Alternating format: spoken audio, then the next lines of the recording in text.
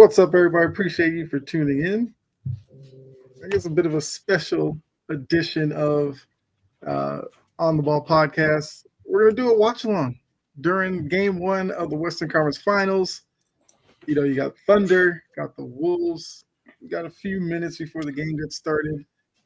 But, talking to Brett, and I was like, why not? Right? This is a series that's highly anticipated, got star power. But yeah, before we even dive into all that, before the game gets going, Brett is not guarding the two, he's guarding the three. How are you doing tonight? I'm doing good. I'm excited for this. It's going to be a fun basketball game. Yeah, okay. I mean, I think so too. I think things should be a fun series. But yeah, game ones are always interesting as both teams try to feel each other out, find mismatches and everything like that. Well, yeah, before the game gets started, what are you looking for in not only game one, but for the duration of this series in terms of, the top bulletin board item for both teams if they want to win this series? When we're talking about the Thunder, I think what killed them last series really was the inability to knock down open threes. They were shooting like 26% on open threes going into Game 7. If they want to beat the Wolves, I think it's simple. Shea's going to create those shots. You got to make sure you take advantage of the shots that Randall and Shea and J-Dub and company are creating for you. For the Timberwolves, I want to see them get physical. Make this an ugly ball game. You don't want to get into a 3-point shootout with this team. Slow it down. Make it a free throw game. Muck up the 3-point line and just make sure you play at your pace. As soon as you try to run with the Thunder, you're in trouble. Yeah, I think that's definitely a fair point. And obviously another part of this is going to be and SGA being the top guys who will be consistent with their contributions, whether it's Randall or even McDaniel, Gobert, one of those guys for the Wolves, the Thunder. Obviously got J-Dub, Chet, Hartenstein, and all these other guys. I think that's where it's going to be interesting to see how these coaches kind of handle rotations and defensive matchups and everything like that. And, obviously with game one being in Oklahoma City, Minnesota doesn't want it to get out of hand, get that crowd involved, because we know it's a kind of college atmosphere in Oklahoma City. And obviously that team feeds off of it a lot. So Minnesota, you want to obviously have the lead, but if not, be within arm's length, get this game deep where you're couple possession game like that, and you take your chances. But, absolutely. Yeah. It's still showing that guys are warming up on the court, so we might have a little bit of time before it gets going here. That's usually what happens. The deeper you get in the playoffs, the later these games actually start. Because it said like 8:30. We knew it was going to start 8:30, but yeah, they're still talking to like Stephen A. and them. How about Mike Malone joining the broadcast? Hey, why not? Yeah. I'll take it. So ESPN gets the Western Conference, TNT gets the Eastern Conference Finals. Live with that. So we talked about bulletin top for each. Do you have a X factor in terms of players for each side? My X factor for the Wolves, I think the answer probably just ends up being I'll probably go with Jaden Daniels. He was able to, get into the paint, cause a lot of chaos against the Lakers. But now this is a completely different team. He was great. He was great again last round, but he's going to have to step it up again. And this Thunder defense is the best he's going to face all series. And we know they're going to key in on Randall. They're going to key in on Ant-Man. They just need a third guy to take advantage of that. And I think it can be Jaden Daniels. So I think he's kind of the X factor to this whole thing. Okay. Yeah. All right, looks like maybe the last commercial break before they get going here. All right, so I guess big picture as game one is about to get started. How do you see this playing out? Like, who do you have winning this series? You know what? I am going to trust my. I'm going to trust my heart. You know what? I really want the Thunder to win. So I mean, not Thunder, the Wolves to win. So I'm just going to pray on it. I hope the Wolves win. I'm going to pick the Wolves. Okay. All right. Hey, I mean, I think game one. Obviously, you can't win or lose a series in game one, but I think we'll get some answers to some potential questions of game one. Hey, what's going on, Tony? Obviously, as you can see, we were testing out a new feature that they have on here where your comments will pop up on the screen. So, letting y'all know, you won't get too crazy because the world will see it. Sox up 2-0. Yeah, I was watching that before we came on here. Narvaez went a home run. I think Devers went deep as well. Sox are playing good right now. We're getting good Sox. Although Cora got bounced with Bueller, but a little fire under the boys there. Yeah, how you doing, Tony? We are just waiting for the game to get started.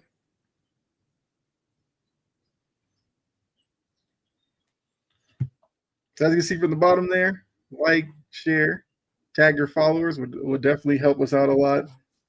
And hope we get some good conversations during the game as well. You guys know, on the ball, we do talk about other stuff as well, but it is, like I said, Western Conference watch along. So if you want to talk some other NBA with us as well, we are here for it. Absolutely. It's on the ball. We'll talk anything, but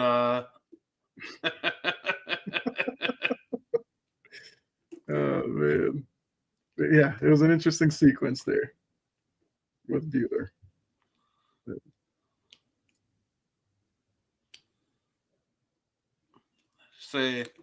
I will say I love the unpredictability of this playoff so far. Mm-hmm. I don't think parity is ever a bad thing, and I love just the fact that we are getting a bunch of new teams into the Final Four and winning a title.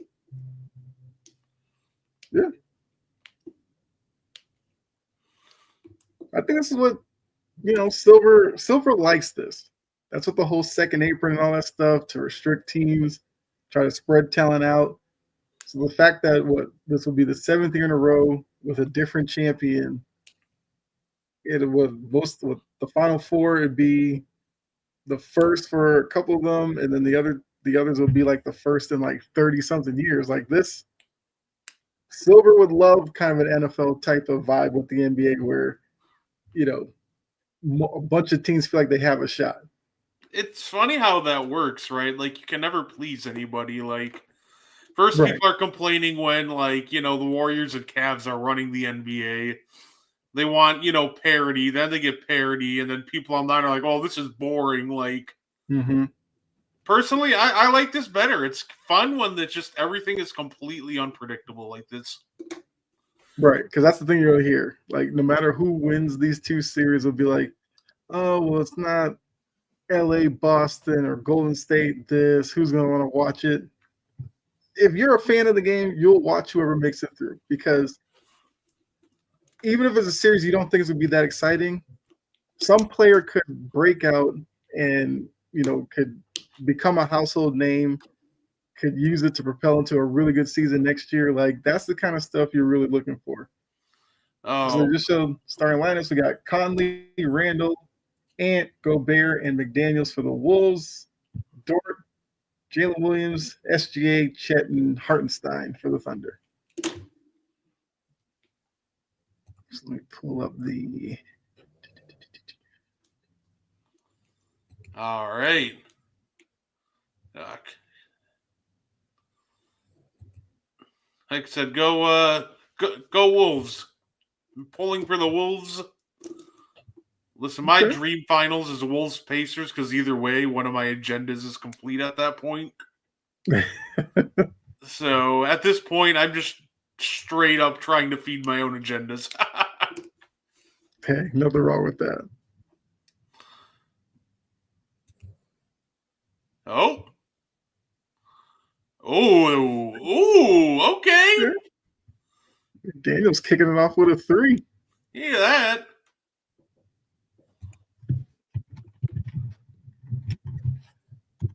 Yeah, I'm getting a little scoreboard for you guys to follow along with. Give me 1 second. Here we go. It's crazy that now every time I say "here we go," all I hear is Dak's voice. Here we go. When you play Madden enough, it's in there too. So it's, yeah. Yeah.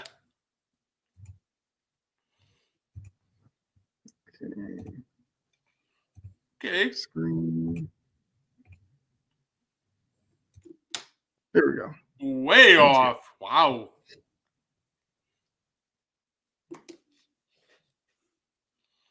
So now this is a good opportunity for Minnesota. Get a little lead here, keep the crowd out of it, and step back 3. Oh my goodness. The Wolves are just cooking right now. Mm-hmm.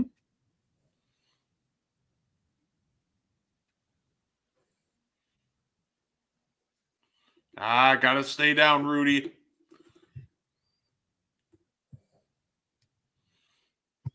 That's gonna be something that's gonna be big for the Wolves. Keep Rudy and guys like that out of foul trouble. You got too anxious on that one. Hey, big factor in this series, experience. Minnesota's been here before. OKC has not. Yeah. Oh, yeah. No, Thunder are feeling the jitters right now.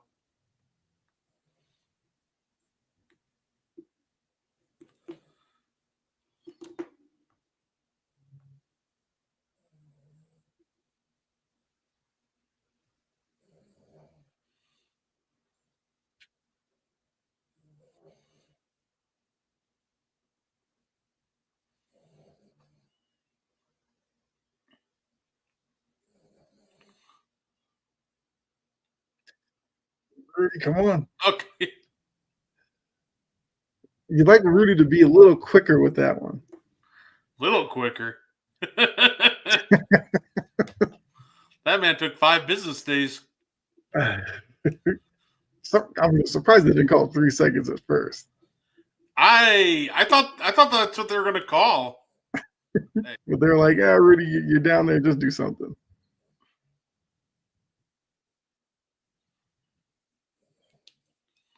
Hey, what's going on, Andre? Said, "Let's go Thunder." Can't stand watching Rudy Gobert.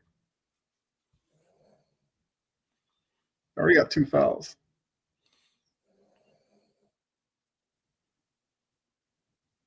Good job of McDaniel standing his ground there.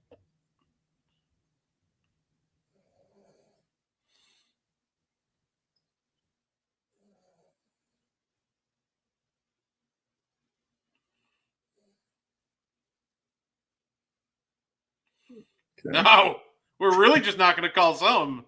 Right. Good find by SGA. Good trail, I heart. French fry, 2 fouls, 2 minutes. He's efficient.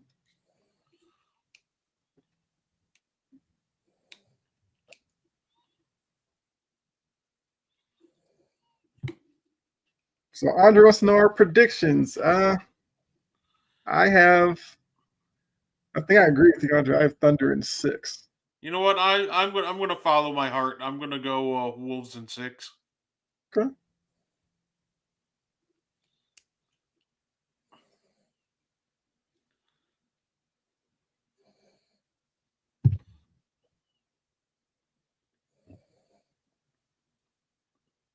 Okay, Conley with the foul. It's going to be a big deal to see they can keep SGA out of the paint and off the free throw line. You don't really keep SGA off the free throw line. Right. That man will find a way. Mm-hmm. I mean, look in the East, it's kind of the same thing. Like, Pacers have to keep Brunson off the foul line. Good drive by Williams. Good defense by Naz Reid. Oh, I was going to say, yeah, that's going to be on Dort. Yeah. That probably should have been a turnover because Randall wasn't even paying attention. Yeah.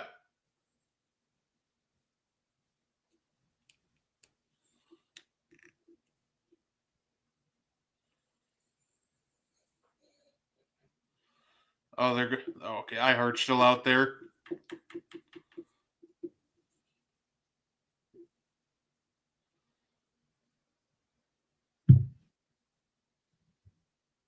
And pull up, knocks it down. Okay. Can the Thunder stop throwing themselves on the floor every 5 seconds? Exactly. Every 2 seconds, there's a new.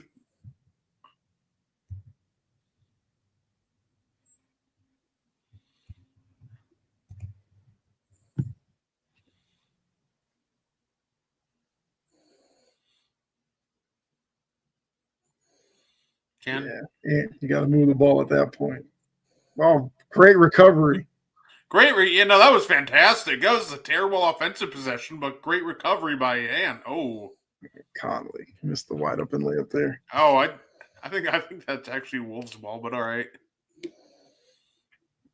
Yeah, Ant could have easily, jogged up the floor and let J-Dub lay that in, but he followed the play.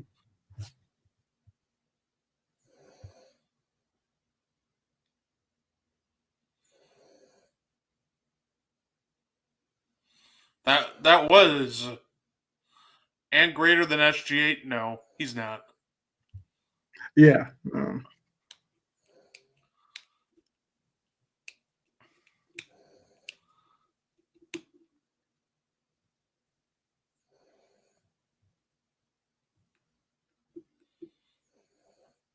It's like Ant picked up a tech there. But yeah.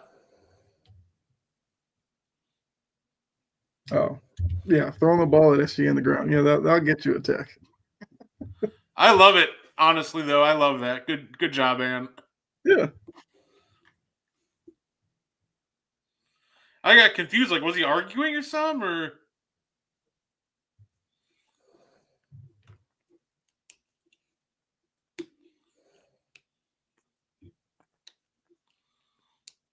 yeah, that was a great performance by Shea to close out Denver. Mm-hmm. I mean, didn't hurt that. Denver gave it the good try for a quarter and a half, and then realized, it wasn't for them. Yeah, Ooh. That's a tough shot by Randall. The Nuggets really tried their best, but at the end of the day, just there's nothing they could do. Oh my gosh, no! Those are the fouls that will frustrate. Seeing SGA get a call like that is crazy.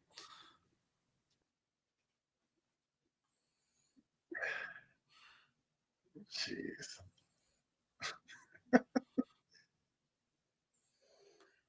Flipping back and forth watching ATL versus Fever. 5-point game. I was watching that game as well before we came on. So is she even trying to score right now? Just straight up foul baiting. That's the thing that kills me with some of these guys. It's they will go into the lane not caring about making a shot. They're just hunting a foul call.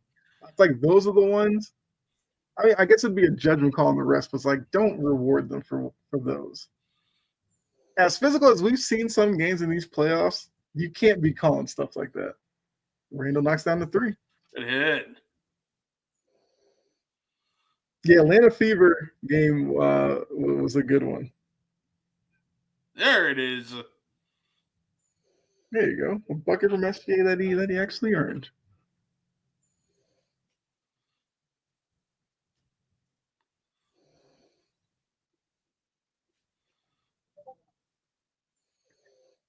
Yeah, these Wolves got to learn. If you're gonna post up somebody, you can't dribble like 4 or 5 times. The Thunder will crash in on you.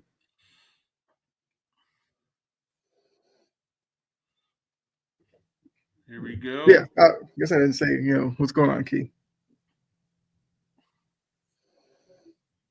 Randall for 3, knocks it in. Okay. Julius. He's saying that man playing like he need that contract.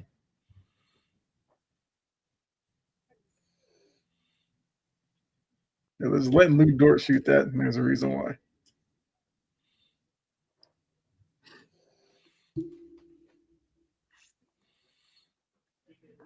Allowing iHeart to go full WWE in the post. Right. They'll allow that, and then the slightest tap on SGA, they're blowing the whistle. That's the crazy thing.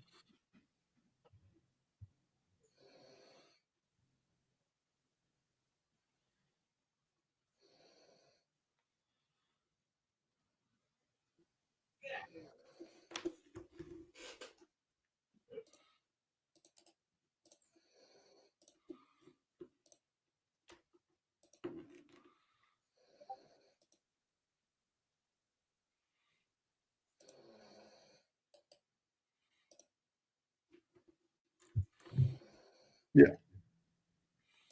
So SJ is getting Brady treatment. Oh, okay.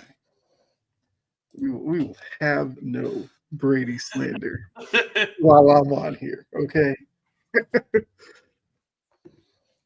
Yeah, Mo, I like that. That's what I love about what they've done in playoffs. It's they are allowing guys to actually play defense, but also, like you said, gotta allow for both teams.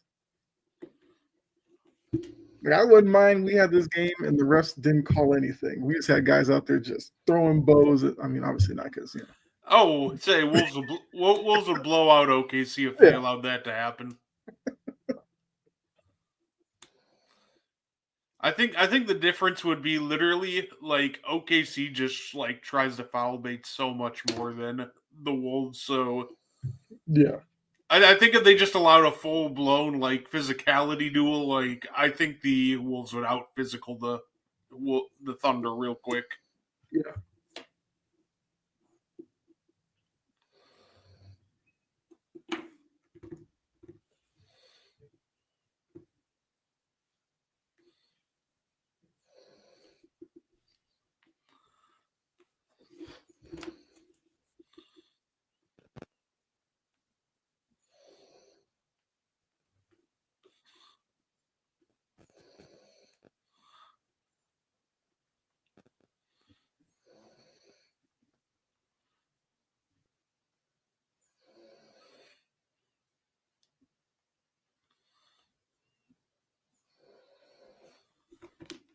Yeah, we are in a timeout. I'll be key. Keep me updated on that Fever Dream game. We'll say for the Dream, I do like watching Alicia Gray play. I don't know. I feel like she's kind of an underrated player. I'm a big fan of hers. If he's allowed to use his offhand as a stiff arm, but still get calls long. Yeah. Like SJ doesn't even try to hide it. I mean, he extends that arm out a good amount. My favorite was just him running like right into Randall and just like throwing the ball straight up in the air. That killed me. I'm like, come on, you're never gonna beat the allegations like that. Crazy. What's going on, Jory? Like, at the rate he's going, Shea might beat like Wade's record for most foul in the series, just like in this game alone. Right. What's going on, Jory? I think another good part of this is like because you might get some teams and players who haven't been to this point before. Like you get like genuine excitement and all that for when they actually reach this point. And sometimes it works for you, sometimes it works against you, and you get off your game a little bit. Mm-hmm. SGA and Brunson. Yep. Yeah, we were talking about that. That's going to be something to watch with both series. How do the Pacers keep Brunson off the foul line? and then the Wolves do the same with SGA. Because they'll get there, you just don't want them getting there for like Good job, 12, 15 Nas. foul shots. I mean, Nasri, you got to dunk that.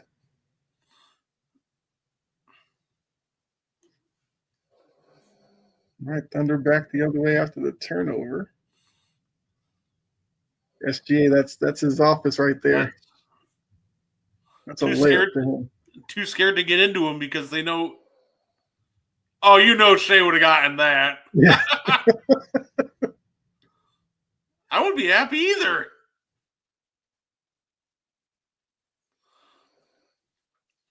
Is Lou Dort going to shoot a 30-footer here? I don't even. This just seems like prime. Oh, nope. Oh, my. Okay. This whistle is insane right now. Right.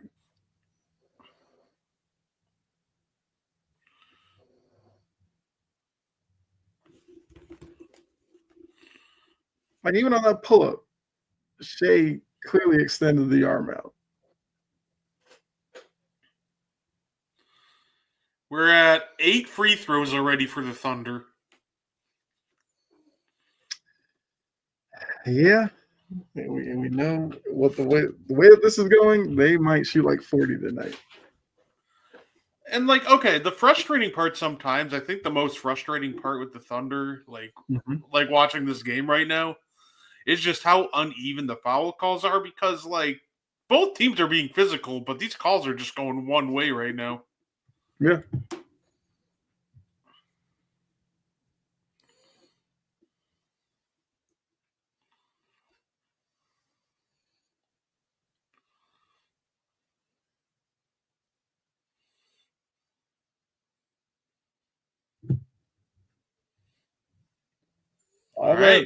All the good buys from the start from Minnesota completely out the window.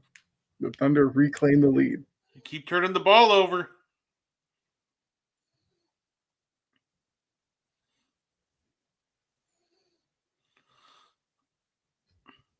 Somebody look, shoot it. You got to hit that. Got to hit. Oh! How is that off on what? Yeah, that one I'd have to see again. I need to replay from a different angle because what? That looked like you just straight dropped. Rage, what's going on, man?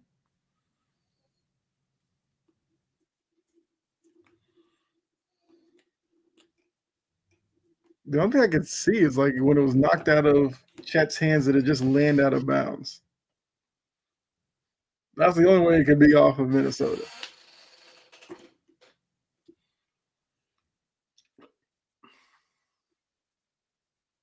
Kind of like the ball movement. Chet's got a mismatch, kicks it back out. Way off. Yeah, that was a tough shot. If you didn't catch that one cleanly, it's hard to then just pull up and take that three.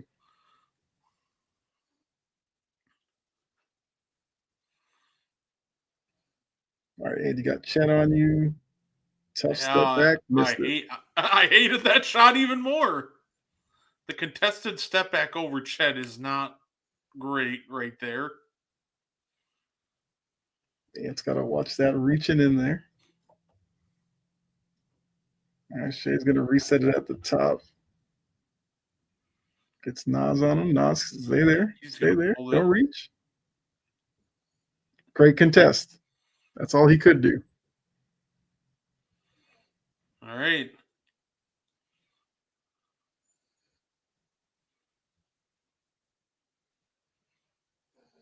Good hit. Say, these guys on the wings, they just got to be ready. Yep. Thunder are going to swarm the post every time, so they just got to be ready to attack or shoot. That was an interesting no call, but hey, works for Minnesota. What is this whistle? Because, like, that seemed like the most obvious call, but that's the no call.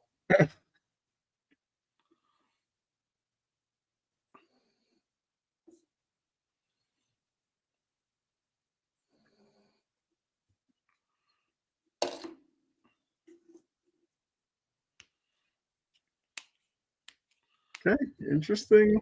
Jalen Clark? Yeah, they said Clark played well against the Thunder in the regular season. interesting reason to put him in now, but okay.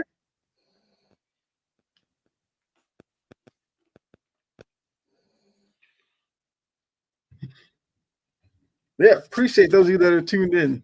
Make sure do what it says at the bottom there, like, share, tag followers. Greatly appreciate it. Let's keep the conversations going as well. Don't necessarily have to talk about this game. We can talk about the East, whatever you guys want to talk about.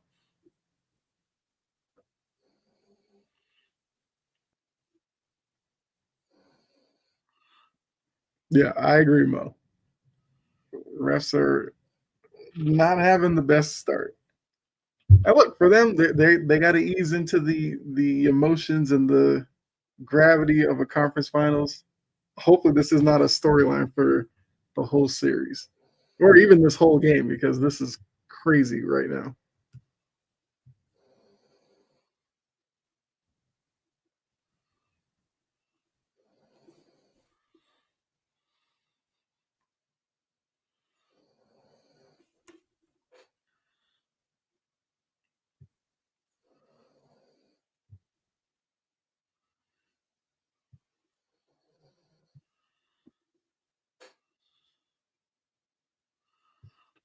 Okay, we're in a timeout.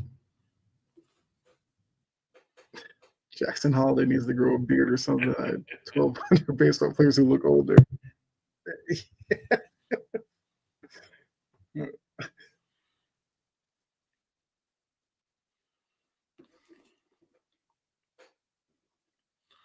I mean, Jackson Holiday needs to kind of help them get some wins.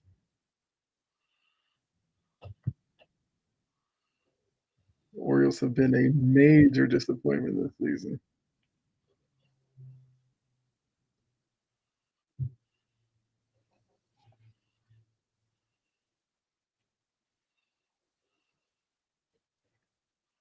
Beard solves all. There you go. I agree with that, Mo, as well.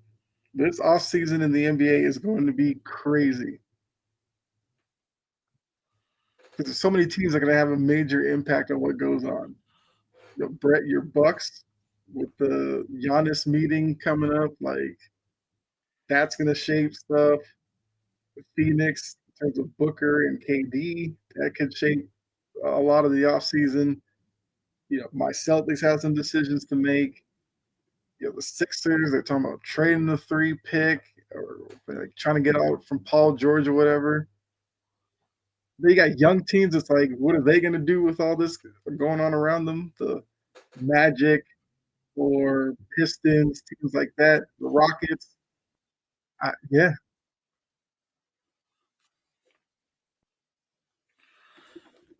Brett, what do you think about that one? If Giannis goes anywhere, hopes is Golden State. No. I mean, yeah, because what would Milwaukee get back from Golden State? I'm not That moved by Jonathan Kuminga. That's why.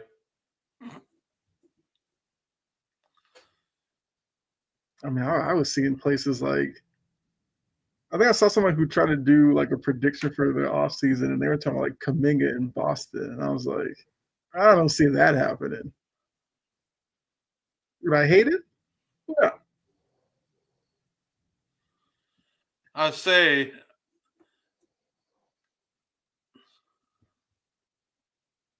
What's going on, Linda? Welcome into the show. Good take by Holmgren. no. Unlucky, I just think unlucky we bat. can get much better prospects than Kuminga. Like I am not. I am not settling. Yeah.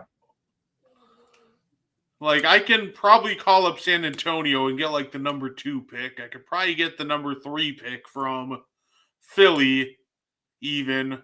Like Mm-hmm. there are just so many better options and so many better prospects than Jonathan Kuminga, Yeah. and I can get him for cheaper. Yeah.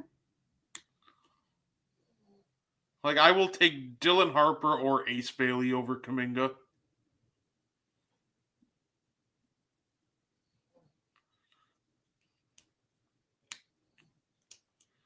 Yeah. The draft's going to be interesting too. So trading says I think Kaminga's untapped potential. No way the Bucks make a deal with Golden State. Yeah, that's gonna be the tough part. Is Golden State doesn't have assets that would warrant a deal for Giannis, unless you want to throw in like a third team and get really creative. Yeah, I don't see how that works. So Trayton says he likes Trace Jackson Davis. Say Ace Bailey can do what Jonathan Kuminga can. Kuminga is pretty much a straight scorer. If I want to get like a straight score, because he doesn't play make, his defense comes and goes, and he really does. He really just kind of scores out of isolation. If I'm the Bucks, like if I can get somebody else that can do that, Harper or Bailey, or hell, getting number 3 pick, get BJ Edgecombe. Okay. Like, there are just so many other options that I'm looking at that I'd rather have than Jonathan Kuminga. I don't hate Kuminga, but I would hate him as the centerpiece of a Giannis trade. Okay, I think that's fair.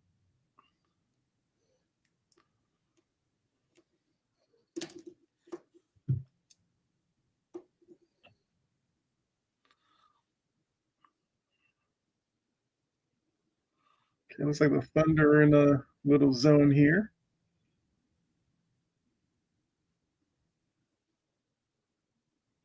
Hey, Clark's mixing it up on the inside. Say plus Wemby and a Wemby Giannis duo on defense sounds like too much fun to pass up. Yeah.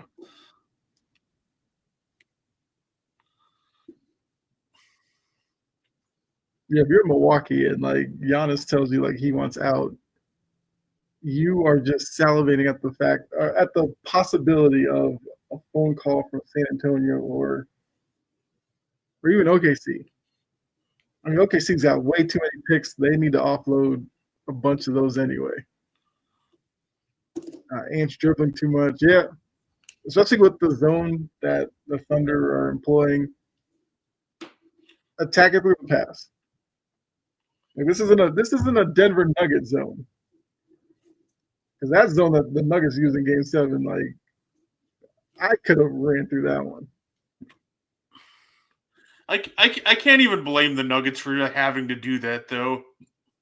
No, I mean, I don't like for the pieces that they had, and Aaron Gordon out there toughing it out with the hamstring, like, good job, Clark. Jokic being gassed. It was something they had to do. No, let's say we MPJ hurt, Jamal Murray ill, Aaron Gordon's on one leg. Like, they're really. Hey, I guess she didn't get that call. Good. Those are the calls that I hate right there. See, he wasn't. So Trajan talking about Ace Bailey wasn't great with Rutgers because he had a talent but terrible attitude. So I guess that's Trajan's. Well, took him an entire quarter, but they're finally going to the line on something that isn't a technical. Got Ant grabbing at his ankle.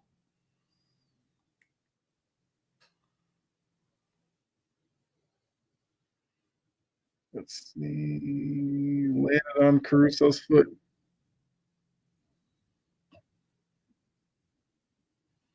Anyone want Christian Yelich? I got a jar of dirt. I got a jar of dirt.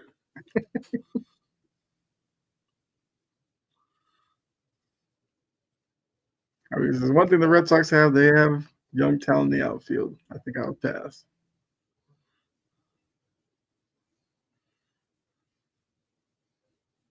She wants to play first base. You might think about it.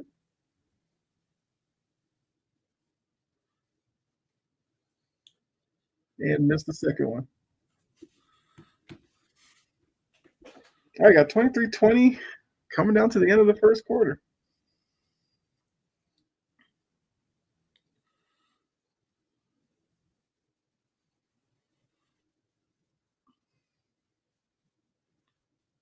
Good defense. That was fantastic by Clark. Yeah. I don't even want your town to take him.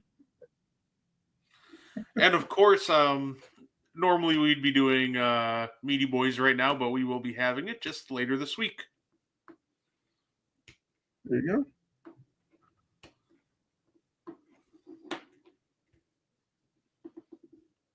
Yeah, you guys have to wait a couple of days to get your wrestling fix.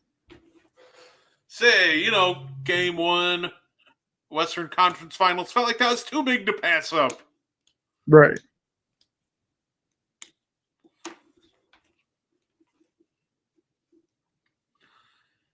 Say, definitely some fun takes, from ESPN and them today between Jalen Brunson, best player left in the playoffs. That's where New Yorkers kill me. Is Brunson a good player? Yes. He is not the best player left in the playoffs. As much as they would love him to be, he's not. But, Yeah. they're happy with their squad. It's so funny. Like, I'm so happy because my favorite little game show happened of NBA players don't always know more than you. Mm-hmm. Because the hilarious idea that DeMarcus Cousins brought up of, you know what, Dallas should trade the number one pick for Kevin Durant. That just killed me. I'm like, yeah, you know what? I'm sure the Suns will take you up on that if you want to do that. But I get it. Look, I think that there's this like love fest with KD, and like he can still score. Like there's no taking that away from him. But with his age, the mileage, like other aspects of his game has slipped to the point where I don't know if I would do that. Like certain teams, I think it would be okay if they did that. But other ones, I'm like, I'm not gonna give away. Like if you're Dallas, especially, like give away your lottery ticket for KD. It's like, okay, so KD's in Dallas. What are they?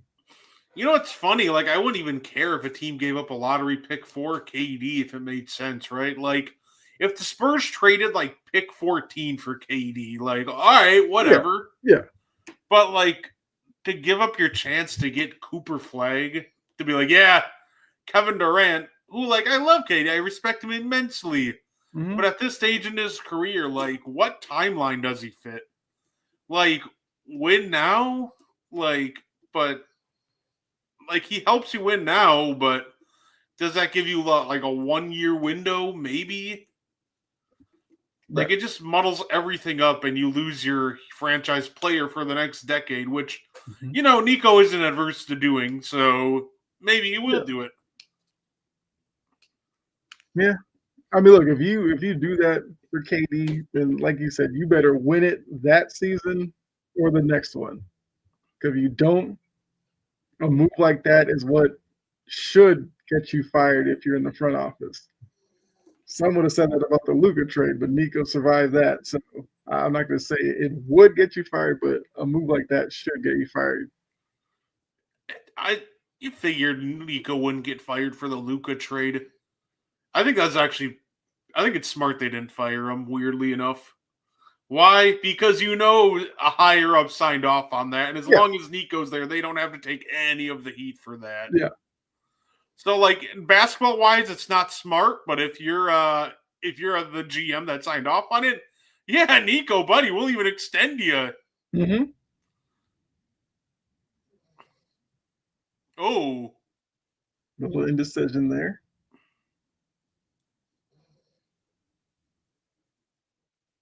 Good take. I like it.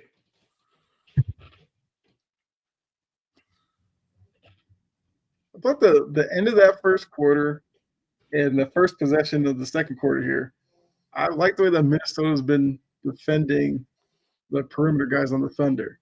They've been moving their feet, forcing them into step backs and contesting without fouling. Like if they can keep that up, they'll set themselves up really well. Let's say they're putting some of their smaller guys onto like Julius Randle. I'm not sure if that's smart. He's a different just kind of player than Jokic.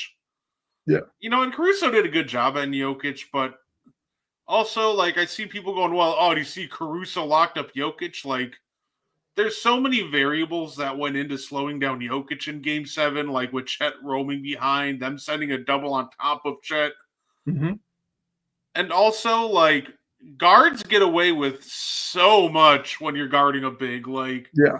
Alex Caruso's just straight hacking Jokic all game, and they're pretty much like, oh, there's a size advantage, so we're just going to let this fly. Yeah. Also, the fact that Minnesota, when they go to the free throw line, have to stare at like Bam Bam Bigelow that they just showed there behind the basket, like kind of psyched them out. That's kind of crazy.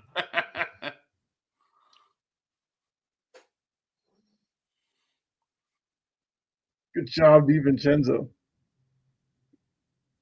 Not necessarily the right guy to give it to. Hey, it's all right. I'll say he got it back, made the right read. Rudy's heart probably skipped a beat on that little pass back. Rudy's the most hilarious offensive player I think I have ever seen.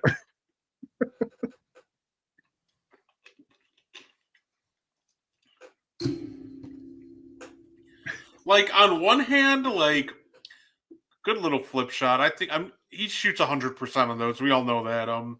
He does better on those than some guards do. But no, like, Rudy will have these random stretches where he just does the greatest fucking freaking move you'll ever see. Mm-hmm. Makes a really nice pass or something, and then next time he touches the ball, he looks like this is the first time he's ever touched a basketball in his life. Right. Yeah, Minnesota's got to communicate a little better on those screens.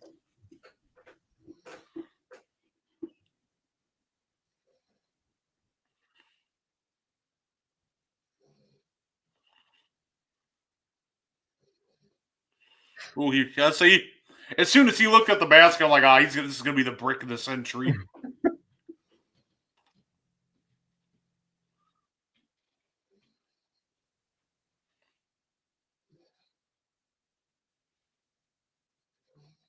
I was going to defense there.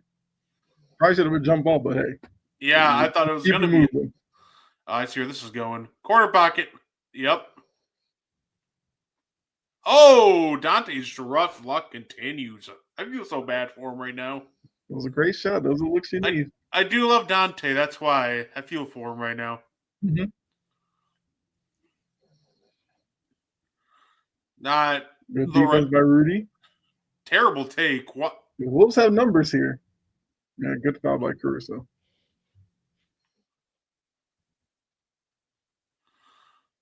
I mean, Caruso throwing his hands up like he's not going to get called for a foul a second later. Like, you raked him 3 times on that same possession. Why are you throwing your hands up?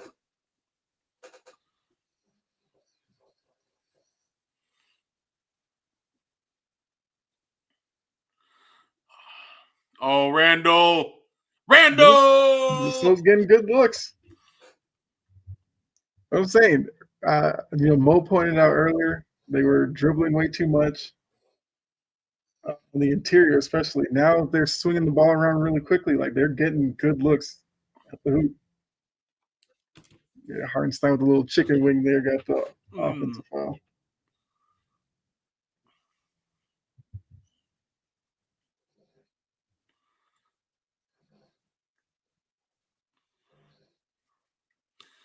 Ant's out, so Julius Randle just turning into all NBA Julius Randle, and I love it. Right.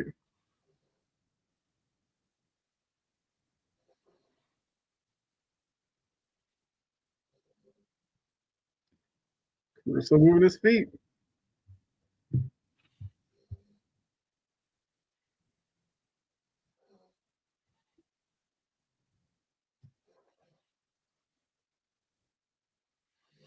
Yeah.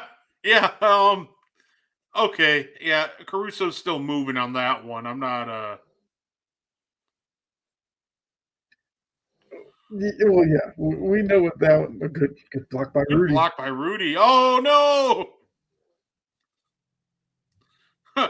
No, I love that He doesn't. I don't know if he extended the arm. No, Caruso just threw himself to the ground at the first sight of contact. Like, what do you mean?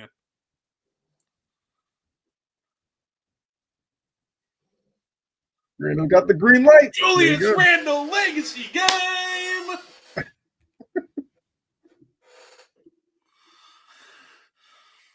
Oh, no, gotta step up, Rudy. Gotta step up. No, he didn't step up. Yep. Right. Saw exactly what that's coming there. As soon as you give iHeart space to shoot that little flip shot, he's taking it every time.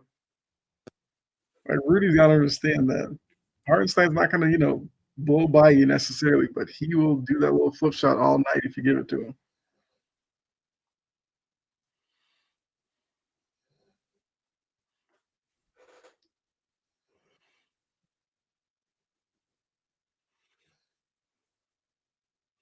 Good pass, bang! Finally gets one to go. Timeout Thunder.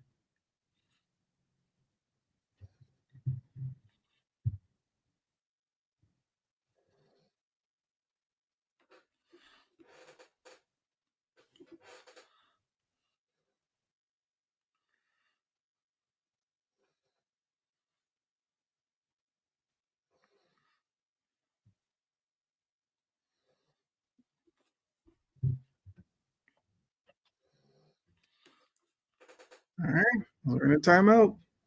Appreciate all of you that are tuning in. Got a comment on the game or whatever, drop that in there. Did see Red Sox did close out on the Mets, won that game 2-0. Feeling good. So let me see what happened in let's see. Aces beat my son, obviously. Ooh, Dream beat the Fever by a point. Okay.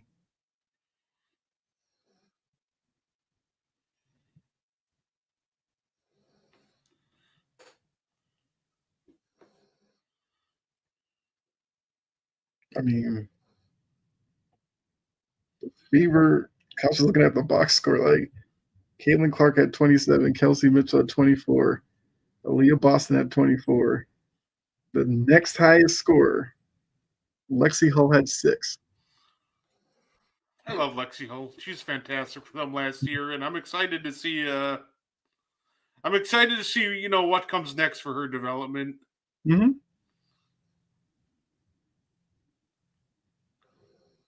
How did Dewana Bonner only have one shot? That's kind of crazy.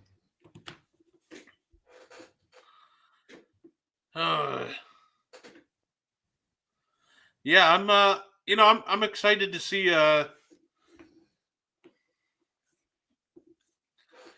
It's good to see the Fever in a close, another, get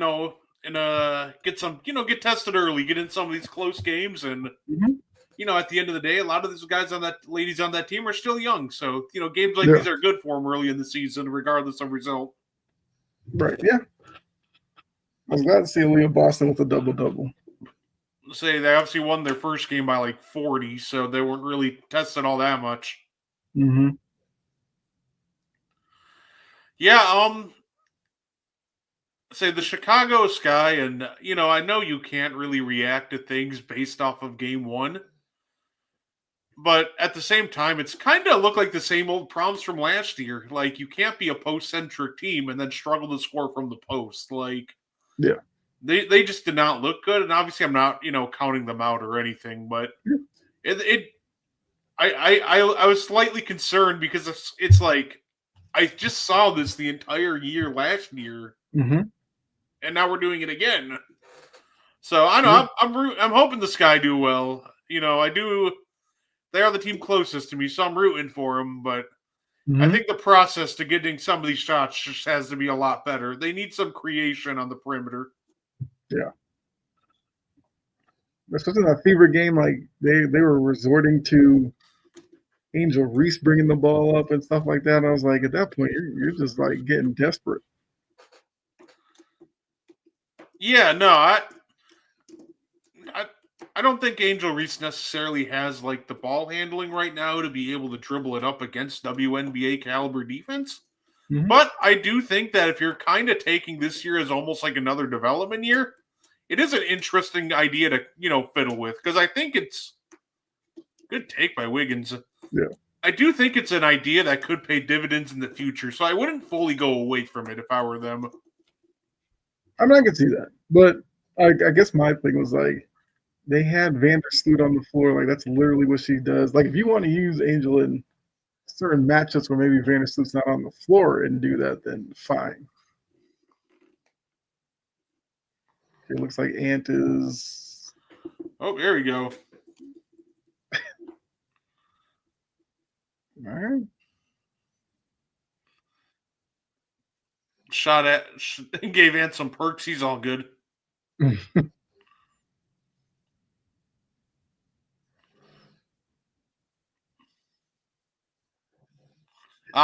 just lost control of the block. I was going to say, one dribble midi.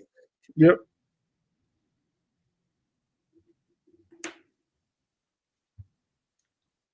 All right, we got a 33-31 halfway through the second quarter.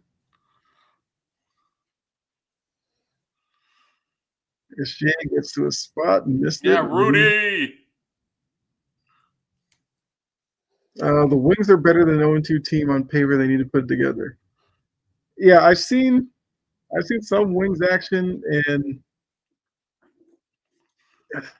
like Paige, I think will be fine. Obviously, it's only her second game. I think her and Enrique have to get on the same page. But it's almost like outside of those two, they can struggle to score a little bit. Rudy, what the? Rudy, what the? What that was?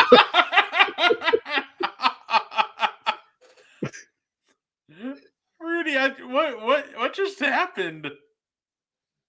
I would love to know what goes on in Rudy's head sometimes. It's just like all you had to do is go up and dunk it, and then he just decided to go backwards and try to flip it over his head. Oh! Somebody call the fire department. This man is on fire. Julius Randle.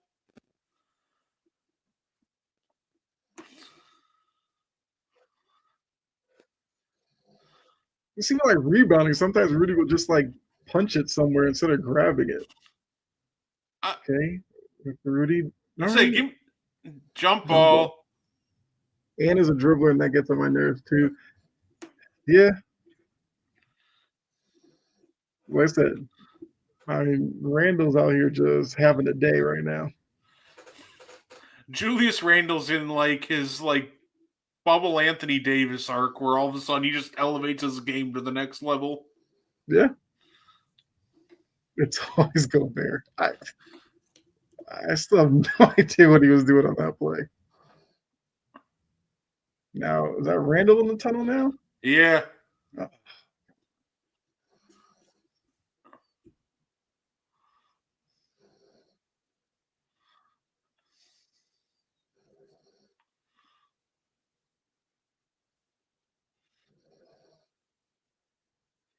There's that little step through. Vander Walker. Oh, banked that in. You almost. Yeah, don't do that, Dort. Good job. Shit. Not the matchup for you, buddy. Rudy. I'd love for Rudy. Never mind, he got it. I was gonna say I didn't like Chet necessarily going at Rudy. Good job, Rudy. Yes. Jay, Rudy's had his number all game. Mm-hmm. Like Nas was decisive on that. He turned that corner and he just went straight to the hoop. Good hit by Wallace. But on the flip side, I think if Chet wants to get going against Rudy, he just did it right there. Like, don't try to just. Jesus, Nas. I like that Nas can shoot, but not that. Mm-hmm. But no, try. Great defense on McDaniels there. Take him out to the perimeter and then try to take him off the dribble. You got to get Rudy off balance. That's the key to beating him. Yeah.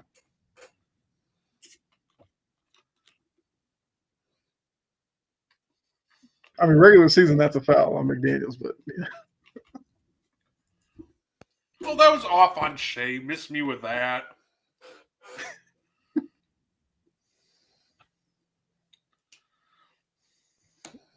Damien, what's going on? I had a feeling you'd pop up at some point. Be the only time I'll ever root for a Minnesota team. Well, there you go.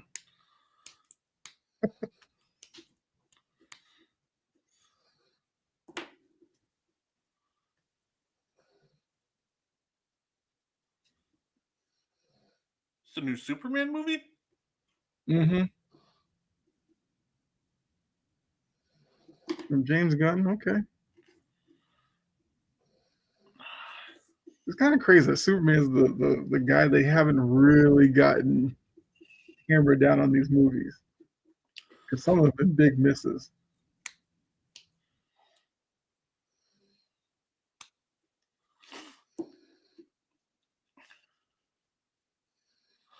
Superman just sometimes it feels like he's just such a hard character to like Yeah. build around almost just because of how they structured him. Like he's not bad at anything, but he only has Mhm. one weakness, which is kryptonite. So Yeah. it almost creates a formula for like kind of a very predictable like movie. Mm-hmm. See, I know this is football related, but the Bengals are fumbling with Hendrickson, and now they're bumming the guy that. Yeah, that story. I don't know what Cincinnati is doing. It's we had someone's focus on the wide receivers, then they locked them up. Now defensively, they're going to kind of do this again, where they don't put enough focus on it.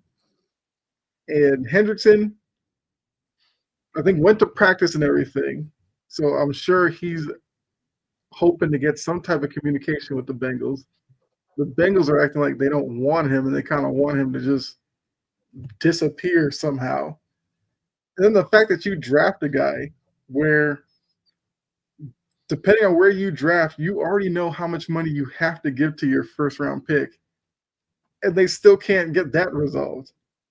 But you have a window. Like, how could you possibly get to this point where your draft pick is like upset at you? That is crazy to me. No, absolutely. Ultimately, It's just wild. yeah. I mean, ultimately, they'll get the draft pick signed, probably. But the Hendrickson stuff is fascinating. They told him to go seek out a trade, and then we hear nothing in terms of developments on any trades or anything. And now we're at the point where you have teams in, I think it's like mini camp or whatever, and Henderson still hasn't been solved yet. And then Henderson, to his credit, said, "I'm not playing another game under my current deal." So he's willing to sit out the year if he has to. He's not working out as he should. Yeah, he's proven what his value is. Like the Bengals need to kind of reciprocate. Damien, speaking of comic movies, I don't know how to feel about the new Fantastic Four movie. I mean, it looks good, but all the trailers can fool you. They absolutely can. I mean, they already did much better. They're already doing much better than the other Not like when I think Fantastic Four, because like I always just refer back to that really awful Fantastic Four movie from The Rise of the Silver Surfer from like 2011, where they had that really awful Galactus. Can't be any worse than that. That's what I'm getting at. Yeah. I'm excited for it though. I think it's gonna be. I think it's gonna be good. Mm-hmm. Good defense out of the timeout. Force a 24-second violation on the Thunder.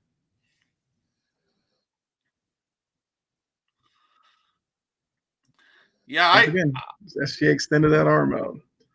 I He just can't help himself. I think Shea thought he was going to get a clean look there, but Rudy stepped up into his way, and I don't think he was expecting that. Yeah. Thoughts on the Bears extending Tooney? I can't say anything bad about what the Bears have done.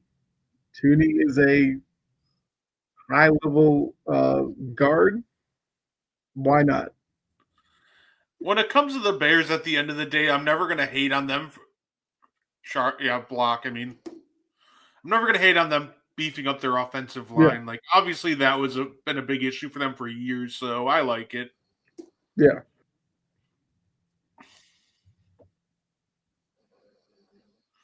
You know, when the season starts, I'll be the Bears' biggest hater, but I Hmm. absolutely do love the fact that they're beefing up the line around Caleb. Yep. Clear difference between SGA and Ant. SGA doesn't settle for shots. Yeah, SGA just gets to his spots for sure. Mo, I'm pushing nasty agendas on and one. Is Julius the best player in the playoffs?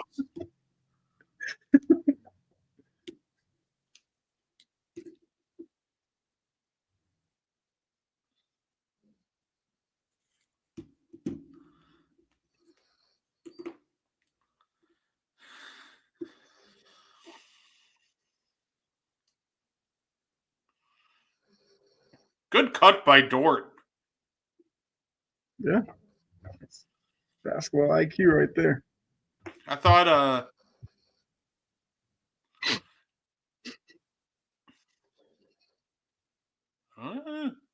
good hit. Okay,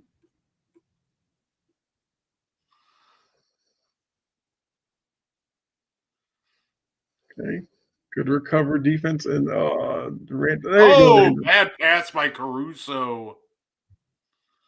I was just about to get on Randall for turning his back on Caruso and letting him dart down the lane. Oh, Reed, come on. Ooh. Randall's been the most, yeah. Randall's been great. Shea throwing him. Got numbers. Nah, I can still do. Yep. Okay, take that. Shea just keeps throwing himself to the floor. Yeah, and he didn't get back on defense on that one either.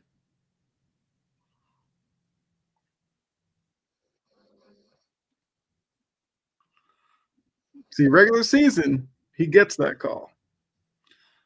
I like the non-call because he's the one that initiated the Yeah. contact.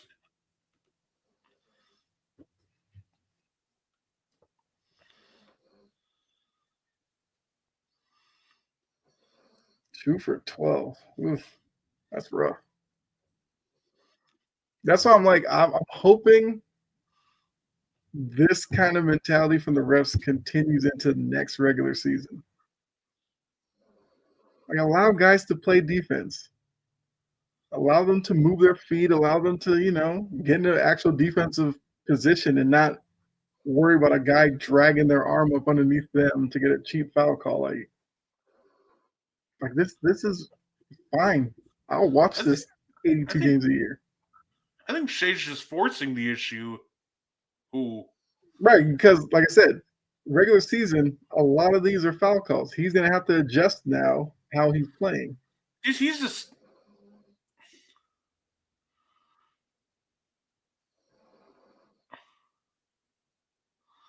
Oh, look, it's Big Perk. Yeah.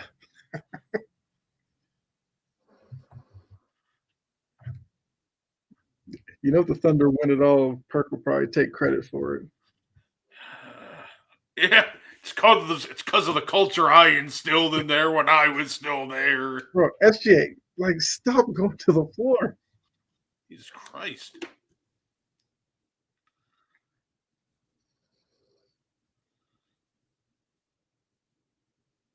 Well, he got the call after all. Let's see. Yeah, that's nothing. I mean, yeah, you kind of did to let him get up at least. Shea. Shea. Oh my God. Yeah. Yeah. Shea's on his back more than a 20-year-old white woman with Shannon Sharp. Like, Jesus, stop throwing yourself to the ground every second. Yeah. Either Shea has the legs of a baby God, deer, or it's like I can't. I don't mind you occasionally flopping for fouls. Like, I get it's yeah. part of the game, but like every other play, it's just the most ridiculous flop that we've ever seen.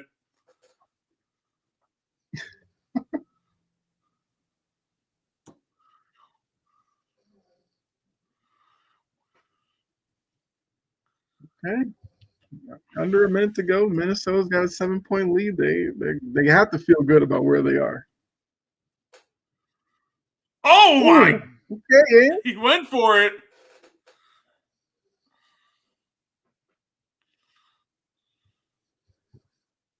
A quote that will always stay with me about Ant. I think somebody asked him about dunking on people or something, and he was just like, oh, I think somebody asked him like, could he dunk on Rudy? And he just looked in the camera, and was like, yeah, easy. And I was just like, yeah, I love that. When Ant does stuff like this, I know you might cringe a little bit if he goes up and comes down, especially grabbing his ankle earlier. But that's when Ant is at his best. The fearless attacks at the rim. What are they calling here? Oh, clock. Okay. Oh, they got so lucky. Oh my goodness, the Thunder got so lucky right there. Because Chet was lost. Like, they may have Yeah. gotten an 8-second violation if the clock doesn't malfunction. Hit it. Yeah, that was too easy for the Thunder. This era is full of actors and stuntmen. Yeah. Once again, the people who can curb a lot of that are the officials. Careful, Julius. Oh, Oh, Rand. yep, there it is. Oh, Oh, Isaiah Joe got the foul, though. Randall just turned his brain off there for a couple of seconds. Not you. You're back to the defense, looking off to the side and just holding the ball out there and thinking, oh, nobody's going to come take this from me.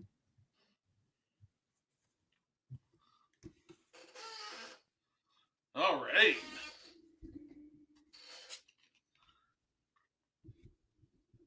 Okay, Joe knocks in that one.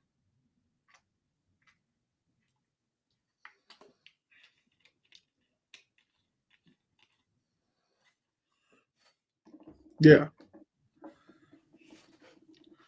I figured Jada was coming for that one way or the other.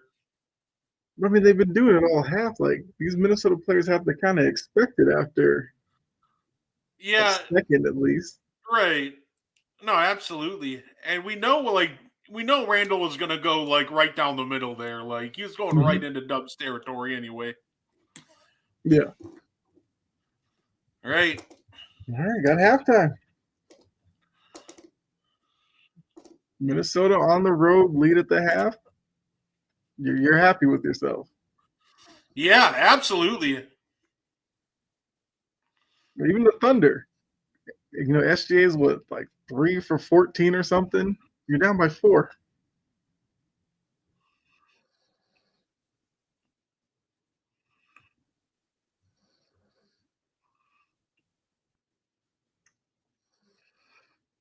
Of the Barry White from them going into break.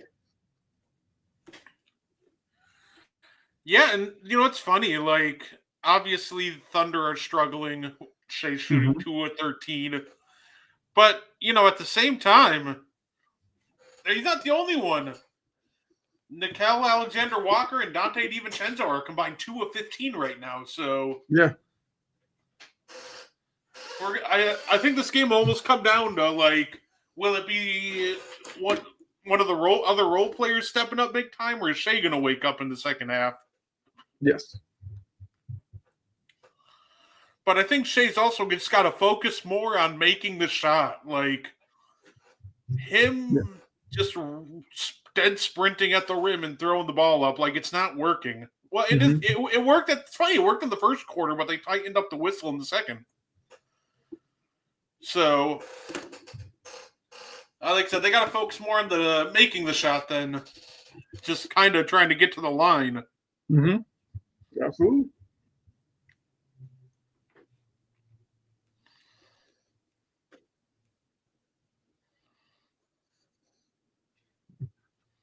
Okay, like I said, it's halftime.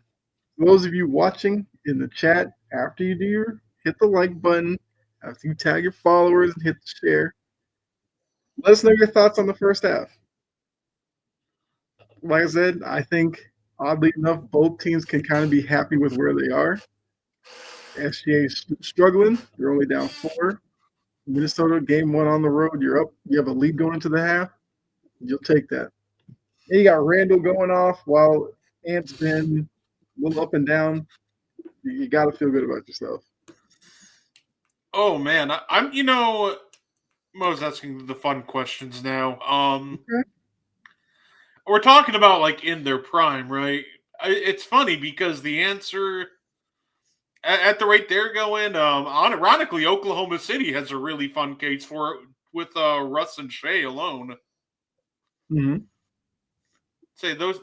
Say having 2 MVP and eventually Hall of Fame caliber players in your all-time point guard room is great.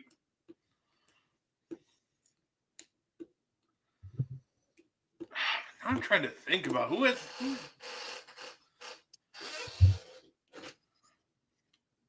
Let's see. Say obviously the Lakers are fun because they have Magic, and then you look past Magic, and even guys like Norm Nixon were all stars. So yeah, that's another fun one, and Jerry West. So the answer to me is probably just the Lakers, but I think it's a fun question. Yeah, like just between Magic, West, and like I said, even a third guy who is as solid as Norm Nixon was, like all-star and 2 Hall of Fame caliber players. That's just tough to beat. Mm-hmm.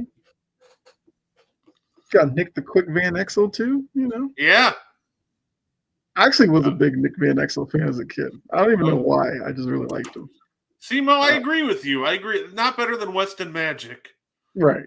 But I do think that they'll both be, Hall of Fame bound. So that's a really good question. No, I feel like the Lakers are just the right answer, just because they did have Jerry West and Magic. Right. When you have like 2 top 20 players in your point guard room, like I don't know how you top that. Mm-hmm. There's like 3 point guards total in the top 20, and the Lakers have like 2 of them. Damien said, I have a feeling this game might finish in a buzzer beater in overtime. If this game ends that way, it might be I was about to say might be the greatest game one, but that would lead into a great series probably. Give me the game ending on a Randall to Gobert lob. I need to break Twitter. Stephen A was watching that thinking, here was this in New York, Julius? Stephen A. Oh, no. You know what we got to talk about, Kyle? Can you get your boy under control? Big Perk saying, I would have clamped up Jokic. Kobe said I was the best post defender he ever faced or whatever. Like, huh? Look, nobody's a bigger fan of Perk than Perk. Like, I get it. Perk was a good defensive player. But let's be real. Like, I don't know what's going on in his head. Jokic would cook him. Just off of Jokic's IQ alone. Like, Jokic will, I guess for Perk, he's like, his body type, he'd keep Jokic out of the lane. Okay. Jokic will just beat you other ways. Like, people got on Pierce for stuff he said about Wade. Yeah, that Perk thing was wilder than that. Yeah. Perk probably thinks he would stop Wilt, too. Stephen A. on General Hospital is wild. Oh, my God. I remember, I watched that scene there. I think First Take played it, and I was like, this man thinks he's Denzel Washington. Right. And Perk just thinks if he stonewalls Jokic, he can, prevent him from scoring. Like, yeah. Like, I don't know if he looks at, like, Jokic and sees, like, Samuel Dallenberg or something, but, like, Jokic can play all the way out to, like, 30 feet, Perk. Like, as soon as he pulls Jokic out to the three-point line, that's a wrap. Yeah. Not even the 3-point line. He could just like chill in that little 15-foot area, and Perkins would cry. Mm-hmm.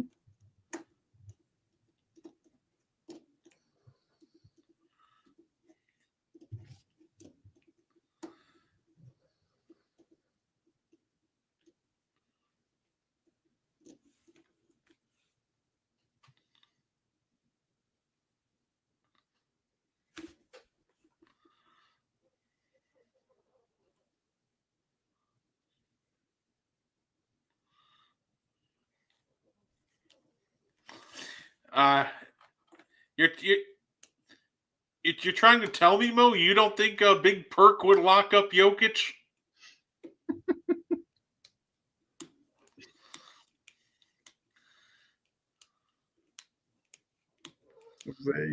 Perk thinks he would stop Shaq, Wilt, Dream.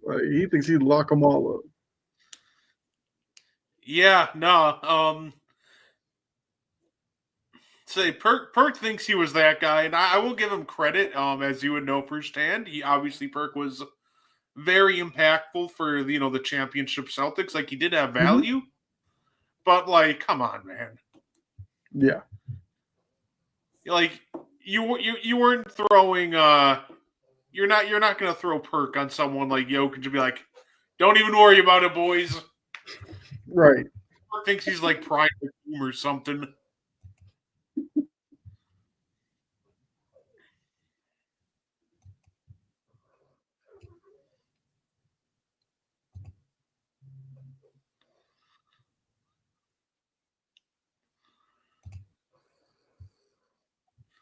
The only thing Perk can lock right now is his knees.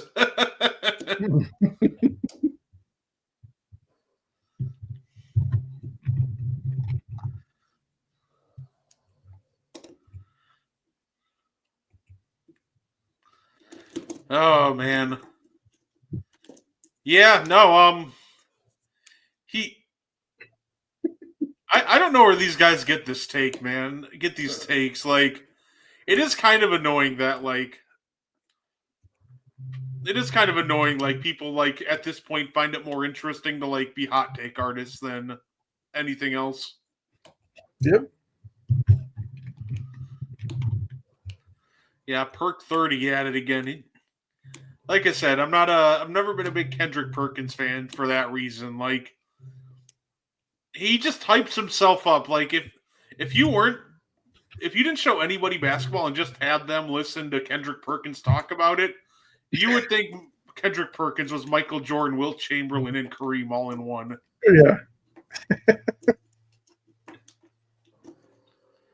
Right. He'd be on everybody's Mount Rushmore. Like, yeah. Oh, he'd be the first, second, third, fourth, and fifth best player of all time. Right. Like I said, I get that. I can't knock him for the confidence, but it's like, bro, you realize most of the audience you're talking to have watched these players that you're talking about. That's the best part. Like, dog, you do know we were alive when you played basketball, right? Like, your footage, Perk, isn't like Wilt's 100-point game, like hidden in the archives somewhere. Yeah. Like, I can pull up League Pass right now and go watch you play basketball. Yep.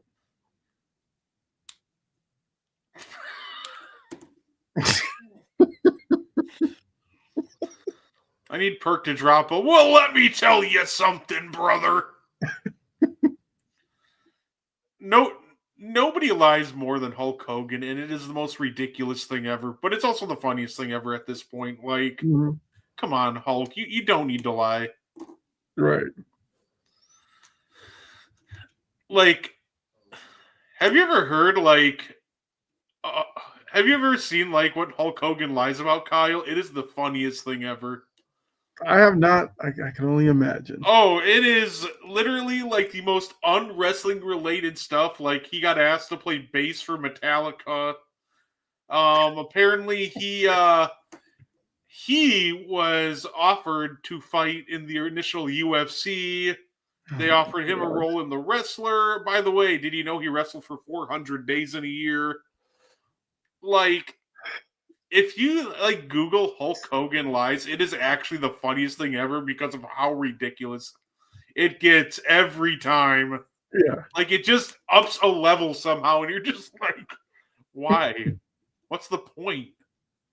exactly. Like, once again, we have seen a lot of stuff you're talking about. Like, Like my favorite, he just had a moment, like we all saw it, right? Because he goes, "I was the first guy that faced Brock Lesnar when he came back from UFC." Like, brother, I watched him come out and attack John Cena in 2012. You were like doing the tour of Australia with TNA. Like, what are you talking about? Like, we all saw it, man.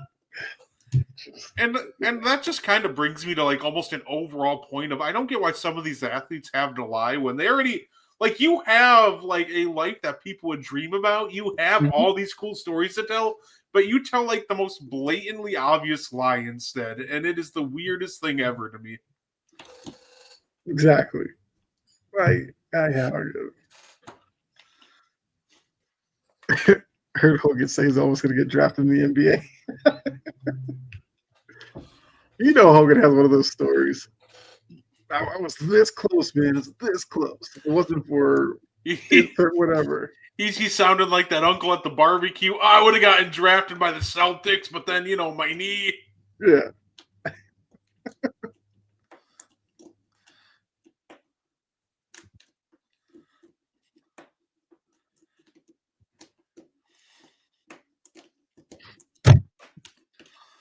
Yeah, like SGA, Chet, and J Dub are all struggling shooting. Meanwhile, for the Wolves, it's Dante DiVincenzo and Nickel Alexander Walker couldn't hit water if they fell out of a boat right now. Yeah. Overall, it's been a fun game, but yeah, I'm hoping this continues. Honestly, like, give me a close like classic of a game one. Mm-hmm. And Mo, I have the same thing. Yeah, say it. Speaking of the Fantastic Four, Yeah. I was so mad because I didn't realize like last week that Star Wars Revenge of the Sith was in theaters for like a week because it was like Mm-hmm. the 20th anniversary at this point, probably 2 weeks ago. I was so salty because I totally would have went and watched it again. It's my favorite Star Wars movie. Okay. Fun fact: never seen a Star Wars movie. They're great. I mean, I know a lot of people who have, and they all say the same thing. I've just never seen one. Just remember, if you do decide to watch them, ironically, it's better to start at movies 4, 5, and 6 and then watch 1, 2, and 3. Okay, that's crazy, but I get it. Yeah, like without like giving out spoilers. Like, well, I don't know how much of a spoiler would be. But no, like it's 4, 5, and 4, 5, and 6 kind of give like the origin and how Darth Vader becomes Darth Vader, and then obviously 1, 2, and 3 is just Darth Vader doing Darth Vader things. So like you can watch them in order and it works regardless, but Mhm. like kind of just chronologically speaking, if you want to watch them in order, you got to start at 4, and it'll show you like how Vader becomes Vader, and then you jump to 1, and then it'll show you the next step. Apparently, I had the hot take of the night. Yes, I have never seen Star Wars. Like, Yeah, I've heard other people talk about it. I kind of know the story, but I've never watched one. So if I sat here and watched the very first one, does it hold up? 'Cause I know that movie was made in like, oh yeah, was it the 80s?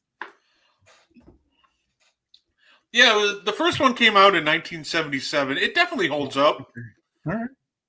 It say like some of the stuff now, like as you start watching the newer stuff, and like you compare it to the newer stuff, and it looks a little clunky, but at the end of the day, the stories and everything they still hold up.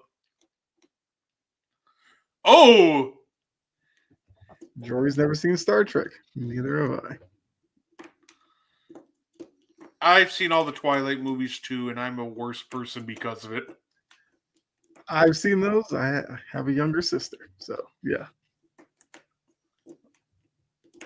Yeah, never seen Star Wars, never seen Star Trek, but I've seen Twilight. I don't know what that says, but hey.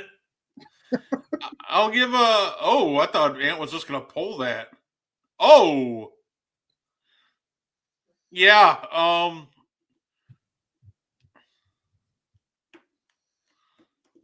What do you mean?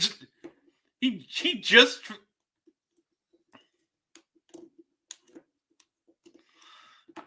like that. He just fell on him like Shea didn't dive for the ball and undercut his legs out from under him. Right. Turnover there. Okay, so George says hate Twilight, Hunger Games, and Divergent. I have seen all of those as well.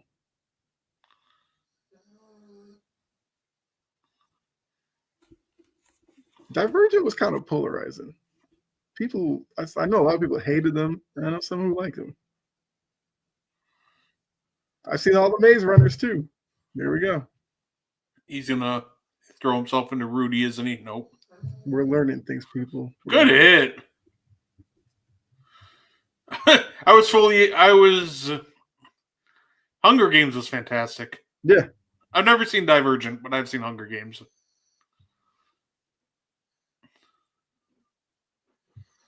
Seen all those as well. Read the books first. I can tell you I have not read the books. Ooh. Okay, here we go. OKC with the chance to take the lead. Step back. Ooh, long. Way off. All right, Ant, what you got for us here?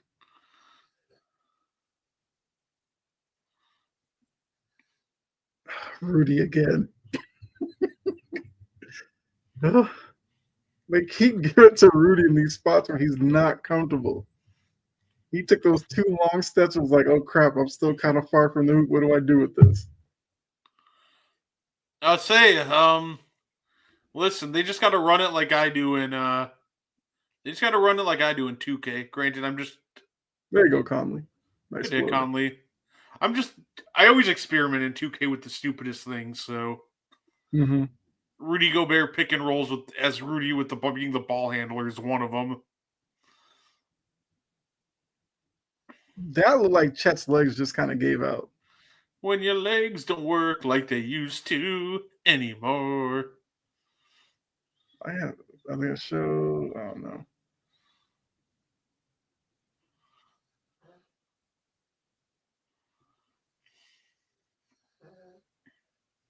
I'm not volunteering for tribute. Yeah, that's wild. I remember watching that, and when she did that, I was like, she's better than me. I'd have been like, get your win, girl. What series that got progressively corny, but can't stop watching Fast and Furious. After Fast 7, I realized that this was ridiculous. They can make it. Fast and Furious is every time one comes out, I'm like, how many more could they really do? And they keep surprising me with another one. It's still so like I feel like if I told people like the movie was initially about like racing and stealing like speakers, like they wouldn't believe me. That's how ridiculous it's gotten. Because I remember watching the first one, I was like, okay, we got fast cars, street racing. I'm into this. I don't know what it is now. I will say, I used to hate Tokyo Drift. That's the one I've probably seen the most. Huh?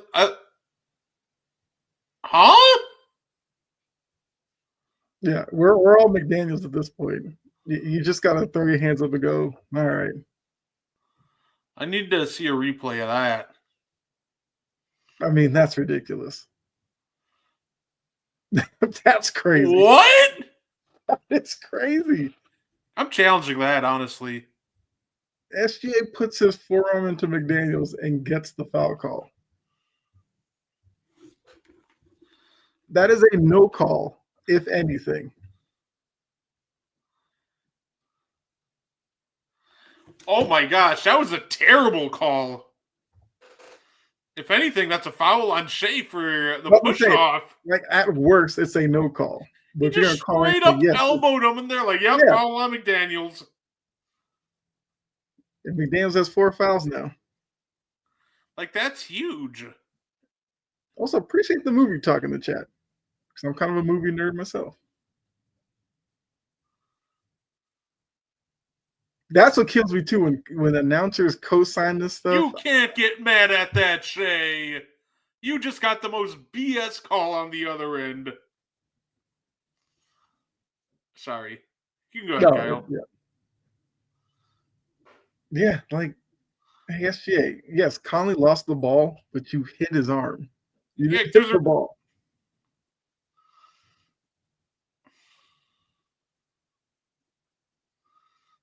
All right, Conley knocks in the first.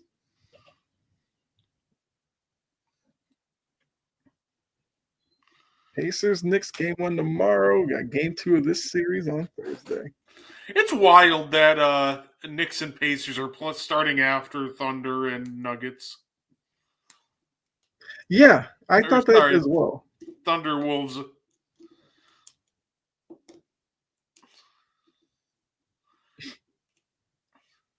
I do respect the grip, the brick guy. Yeah.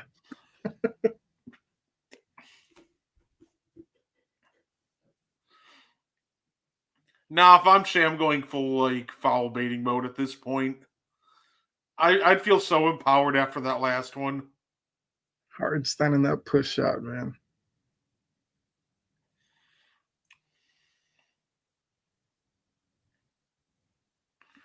They should test Rudy with that this summer. Learn the Hartenstein push shot. No, let's not. All right. Good hit.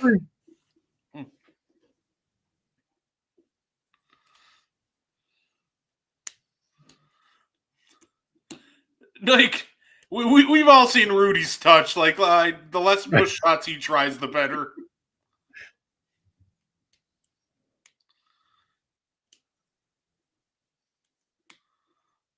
SGA's top 15 of all time. Tell me you were born in 2007 to 2009 without saying that. Yes.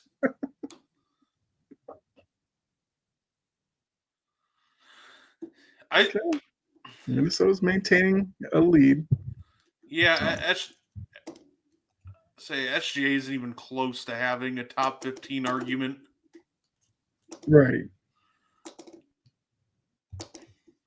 He, at the end of the day, like, everybody in your top 15 at least normally had, like, obviously he's going to get the MVP, but normally to get even, like, into those conversations, you need to have multiple titles. Or just a very long, like, sustained period of success. And I think he's on his way. He could end up top 15 all time for all I know. But he's got a long way to go before he gets there. Yeah.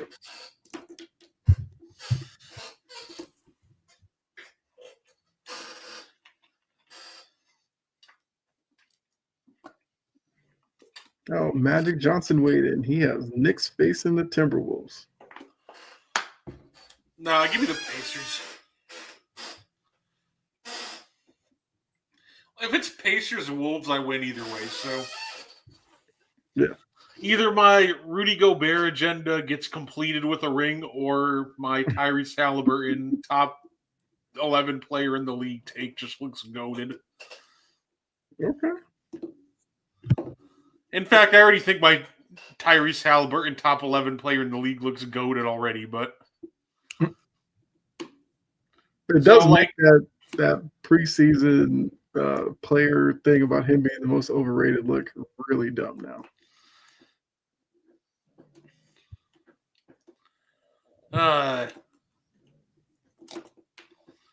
And I thought it was dumb when I first saw it, but it's like I'm not even the biggest Halliburton guy, but to say he's the most overrated player in the league, you're bypassing a lot of guys in this league that are overrated. I just think that people underestimate guys like Halliburton and even guys like Nash, right? Because these are guys that just have such a profound impact on offense. By, combining high efficiency shooting with high assist to low turnovers. Like, they take care of the ball, they shoot the ball at a high volume, especially off the dribble. And these are guys that always make the right decision, and a lot of the times that's just such an underrated ability to have. Like, that's why someone like Steve Nash can average 16 and 11, but have like the best offense in the league every year and win MVP awards. It's Mm-hmm. that decision making that, Halliburton also has that is just absolutely terrific. So him overrated is wild to me.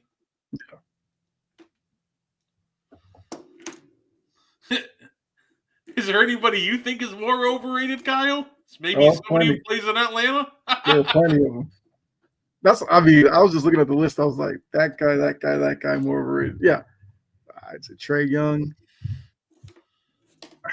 I would have said like Jimmy Butler. The playoff Jimmy thing, I just can't with that one. People just look at the big games for Jimmy. Like, they see like the 56-point game he had against the Bucks, not realizing like in the later rounds just how many like 10, 15-point games Yeah. there were. Like, they focus on what they want to focus on. And the reality is, while Jimmy Butler is indeed a playoff riser, and he's he's like an all-time great playoff riser, like, he's probably not going to be that guy like you're expecting him to be going forward. Yeah. Because like people were surprised the last couple of games in Golden State where he ghosted on the team. It's like there's a lot more of those performances in the playoffs than you might want to remember. That was a good hit by J-Dub. Mm-hmm.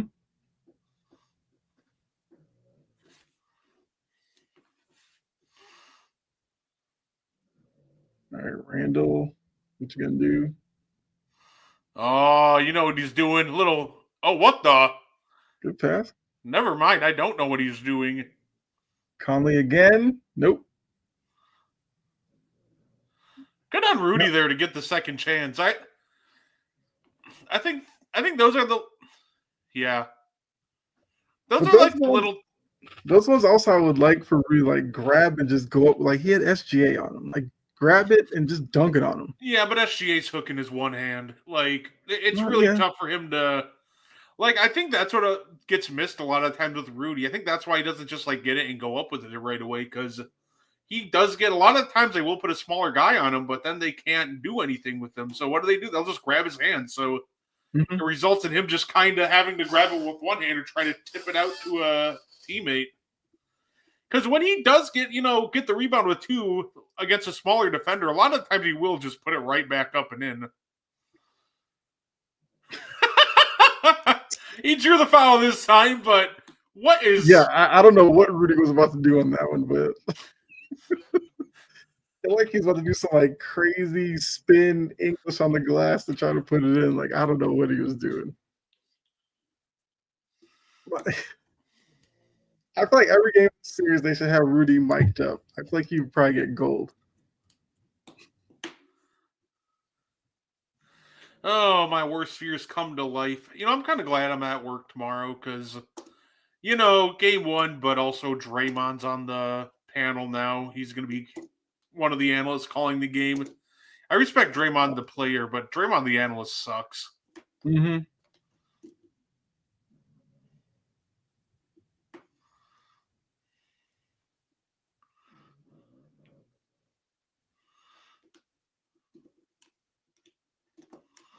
I mean, those playoff numbers aren't terrible for Rudy. 13 and 11. Ooh.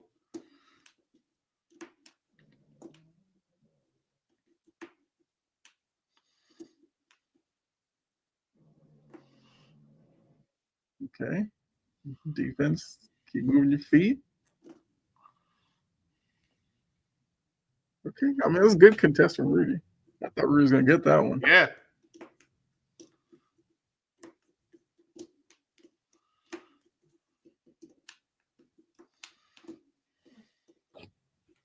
DiVincenzo from deep? Nope.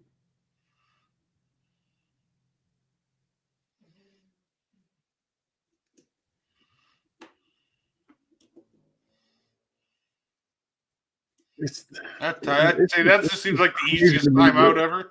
It's just crazy the constant push-offs that SGA gets away with.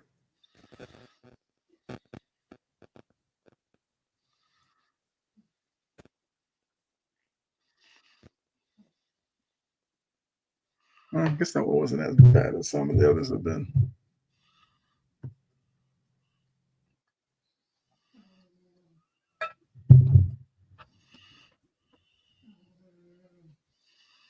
Yeah, shout out to all of you sticking with us through the game. Greatly appreciate it. Like, share, and tag. And yeah, let's keep the conversation going. We've been all over the place, and we love it. I'd say after today's game, Caitlin Clark is now tied for the most 2010 games in WNBA history. 20.10 assist games. That's actually wild. That is crazy to think about it. You had like Sue Bird, Tarazi. Who's another good kind of scorer and passer? Yeah, I love. She's barely into her second season. That is kind of crazy. You know what's funny? People call Caitlin Clark like Kate. Say I love watching Caitlin. And she reminds. It's weird because she is like reminds you so much of like Steph, but like it's almost like at times your passing's better than Steph. It's almost like she's some weird like hybrid with like Steph range, but the playmaking of something closer to Nash. Like she's just an insane talent. Yeah, absolutely. I'm Because I did see something earlier. I was trying to find it again, where somebody did like WNBA, NBA comparisons, and I do think Caitlin Clark was Steph. But some of them were interesting. Like they had Arike Gunbowale as Kyrie Irving. makes sense. Oh, I mean, because I was watching her the other day, I was trying to think of who she reminded me of. I didn't think of Kyrie. I thought of Donovan Mitchell a little bit. Arike? Yeah. But Kyrie, I think Kyrie does work.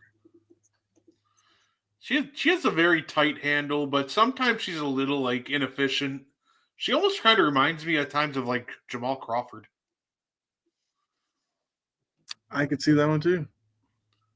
Yeah, she's definitely an interesting player to watch. They had Paige as Halliburton. Okay.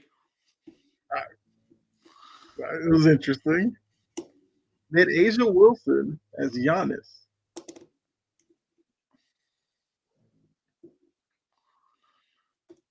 You know what? You know what? I will accept it. Although she ironically, yeah, honestly, yeah, that kind of makes sense. Yeah. I think Brianna Stewart was KD. KD. Well, Kevin Durant. That might have sounded like AD. Yeah, No. Kevin Durant. I heard KD, but No, I was making sure you didn't hear AD because no, AD is on the list with I somebody don't else. think the WNBA has anybody like KD. Like KD, like as much as people want to give KD crap, like KD is just such a like a one of one talent.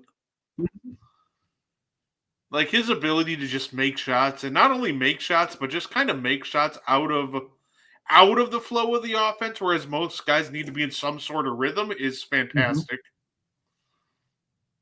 Yeah. Oh, Rudy's off the floor. Oh boy. Gonna have the group rebound here. Gonna have to step up here.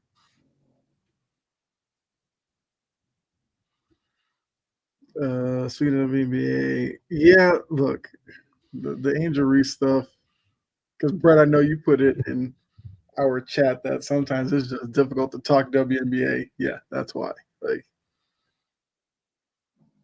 the Reese Clark thing was overblown because Angel Reese overreacted to the foul. At first, after the game, she said everything that was needed to be said. It was a hard foul, nothing more, nothing else.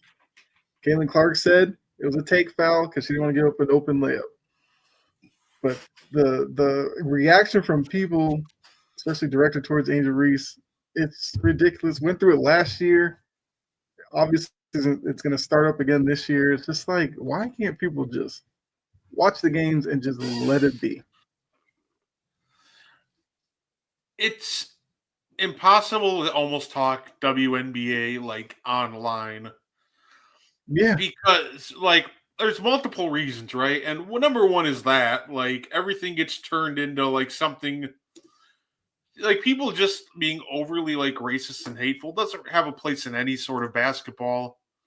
Like, Mm-hmm. let's be real. But part of the problem in trying to talk WNBA, people just get too sensitive, right? Like you criticize, you know, you criticize, for example, like Angel and your race baiting. Now, a lot of people are just being straight up racist towards her. Call those guys Mm-hmm. out. But you can't criticize anybody without being racist. Like you talk about, and it's just so over the top with the narratives. Yeah. Like at the end of the day, when I like talk about a player, because I've complimented Angel, I've said that if you think that she's the reason that Chicago's struggling, you're just kind of an idiot. Mm-hmm. But when it comes to like WNBA, it's like people on one hand are just over the top. Like they're not being critical like in a genuine way where you're actually trying to break down the game and give good like analysis. Mm-hmm. They're just being dicks. Yeah. So like that I get that. That definitely needs to stop. On the other hand though, there's like going the other way a lot of the times where even when if you are critical, it's like people get so offended because apparently some women just get they think these women can't take like analysis and like Mm-hmm. some criticism, which they can. Yeah. So it's frustrating. Like on one hand, good weak side help from Nas. Yeah. On one hand, I think at the end of the day, like you can be critical and you can analyze. Oh, that's off. You can be critical and you can analyze, but at the end of the day, don't be hateful. Like I don't think that's that hard to do. Like Mm-hmm. people do it all the time. Yeah. Good take by Ant. No, I agree with that. Like, because there are some WNBA fans who I think have good intentions where they really want to see the game grow, but that also means that we can't treat everything as like the greatest we've ever seen. Like there are ways to critique it. And I agree with you because there are some people the minute they say like, "Oh, that's a bad shot," or that's like, "Oh, you hate women." It's like, no, I'm just a fan who's doing the same thing I would do if I'm watching the NBA. If somebody takes a bad shot in the NBA, I'd be like, "That's a bad shot." I feel like we should be allowed to do that with the Right. WNBA as well. And it doesn't mean like you don't want the game to grow because, like you said, I'm a big fan of the game, and I would love to see it get to the point where it's part of like everyday conversation for like every fan. But we can't just sit here and be like it has to be 100% positive or you're just hating to Right. hate. Like no, you can criticize. Yeah, absolutely. Like if D'Angelo Russell shot 2 of 9, like playing 30 minutes, You tell them to start learning Chinese. right? But like I'm sure if I mentioned that Courtney Vandersloot shot 2 of 9 playing 29 minutes in a 40-point loss, a lot of WNBA Twitter would probably just tell me I hate women, Yeah. and that's why it's like so hard to talk women's hoops at times. Like I want to do it because Mm-hmm.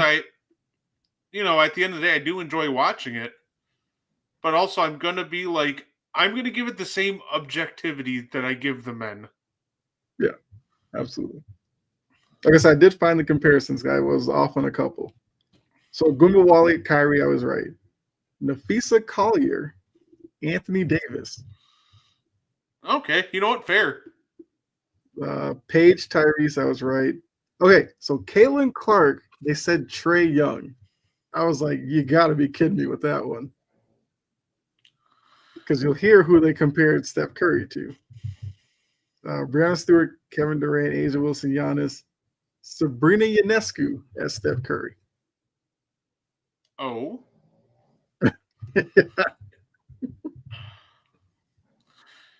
It's so weird, right? Because on one hand, offensively, I don't actually hate a Trey Young Caitlyn comparison. Yes.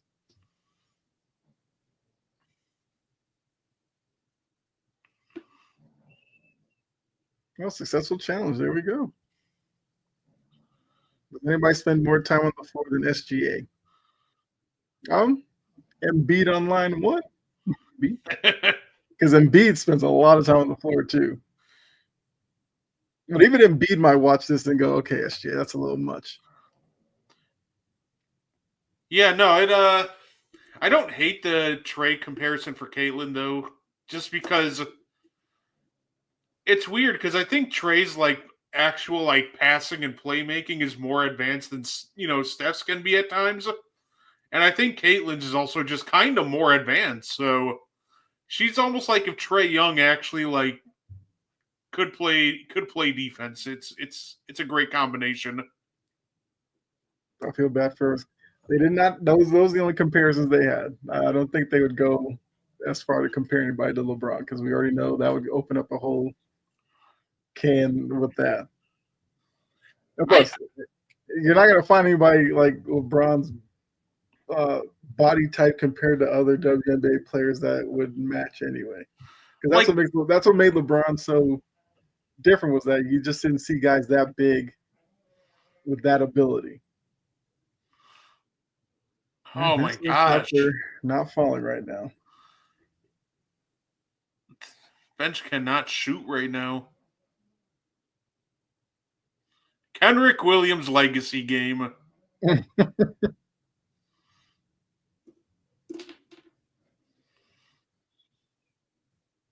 Okay. Rudy decked that man on the screen, but then Nas Reed What? blows the Nas.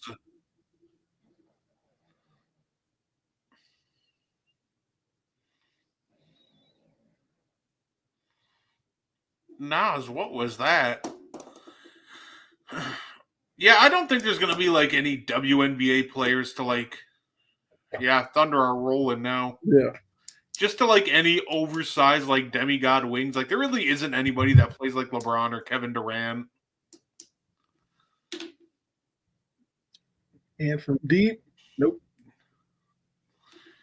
Oh my goodness. Wolves gotta slow this down. I'll say it again, low basketball IQ Reed. Yeah. So I mean, would you think there's a different comparison they should have used for Breonna Stewart than Kevin Durant?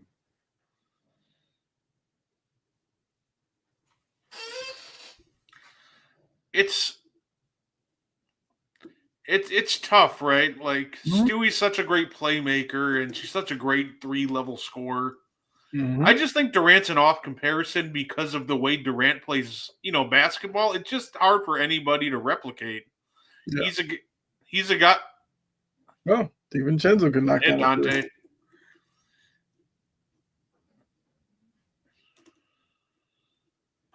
So in Minnesota, you'd like this to be single digits when you go into the fourth. Well, there goes a foul on. Oh my gosh, she's doing it again.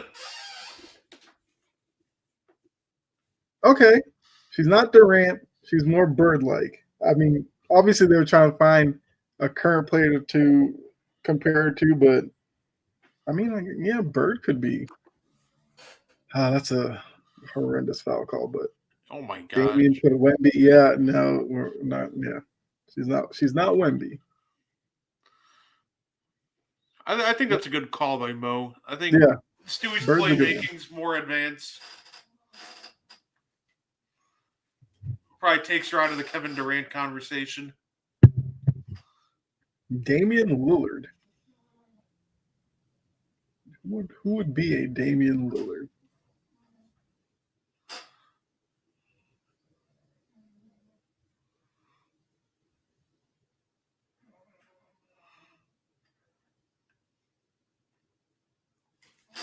Oh, So when Damian put Damian Lillard, the first thing that came to mind was Jewel Lloyd, but I'd have to think more about that one.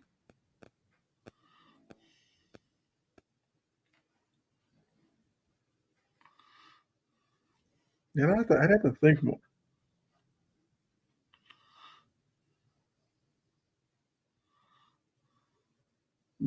Nas just does not have it tonight. He's just chucking.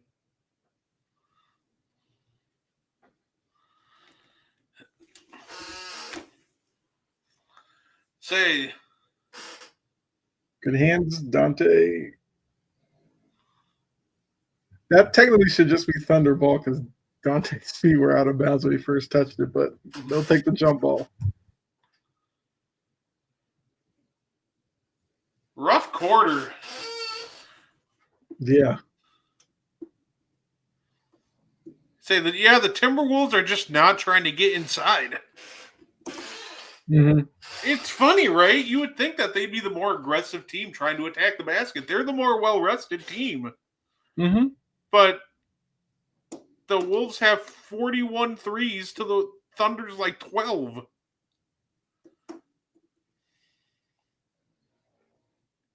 Boy, if they get a good shot here, they could go in single digits down. That best bet. Reed hasn't played well since round one versus the Lakers.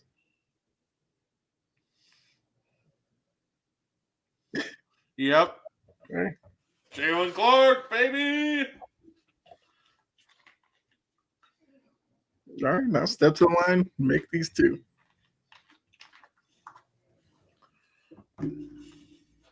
Hey, Nas better turn it around real quick. At the end of the day, somebody's going to want a big contract this offseason. Mm-hmm. Here we go. Let's see. Here comes Clark. I mean, it's a tough spot to put him in. Hasn't played a lot in the playoffs. Now they're giving you like significant minutes in a Western Conference Finals game. Yeah, say when it rains, it pours. Yeah.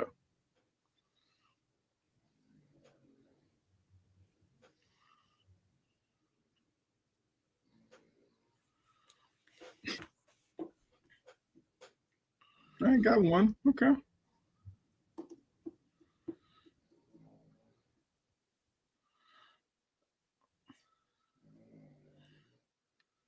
All right. Too bad Rudy didn't grab. Down 10.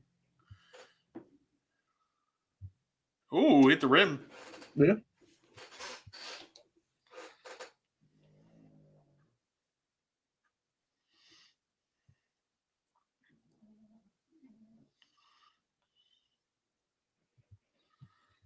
Okay.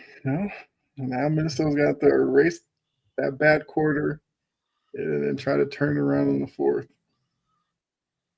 Now dealing with a Thunder crowd that's invested in this game and it's going to be loud.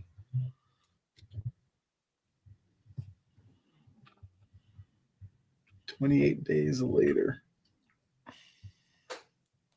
We'll say a movie I am looking forward to that's coming out, Nobody 2. So what's that one about? Oh, have you not seen the first Nobody movie? No. That one was a good one. It's what Bob Odenkirk, the guy from like Better Call Saul. He's like a retired.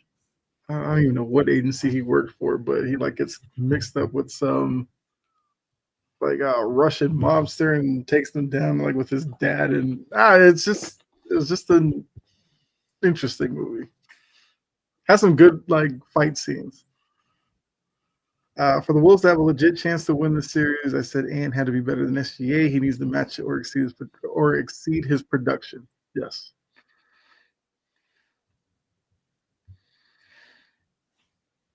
You know what's funny? I don't think Happy Gilmore 2 came out yet. No. I'm highly anticipating that as well.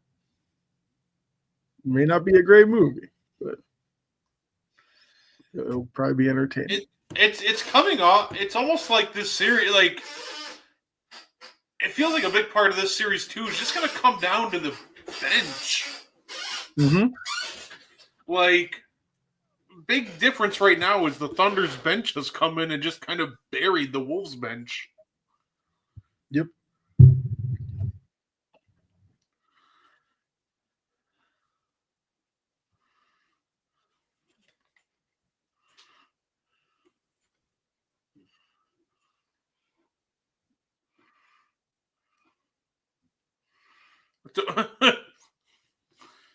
Say what with the most egregious whistle I've ever heard.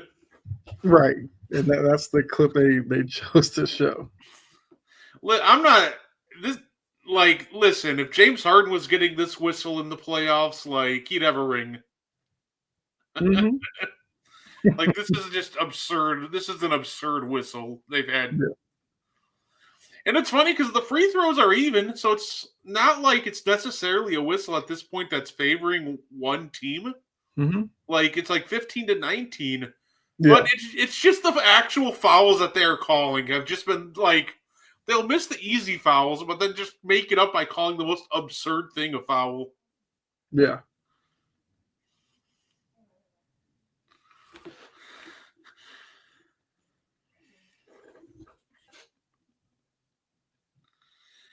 Yeah, right now, the bench for the Wolves, we have Alexander Walker shooting 1 of 9, Reed's 0 of 7, DiVincenzo's 2 of 9. And pretty much the entire bench of the Thunder are just like the worst shooter on the Thunder is like 1 of 3. Yeah. So the Thunder just really need to. The Thunder just got to keep up this bench production, and for the Wolves, it's how can you get some more production off that bench? Mm-hmm. And that doesn't help.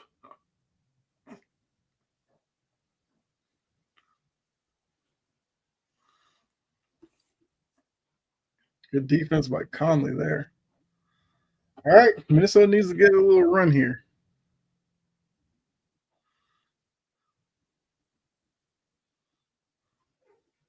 I don't think.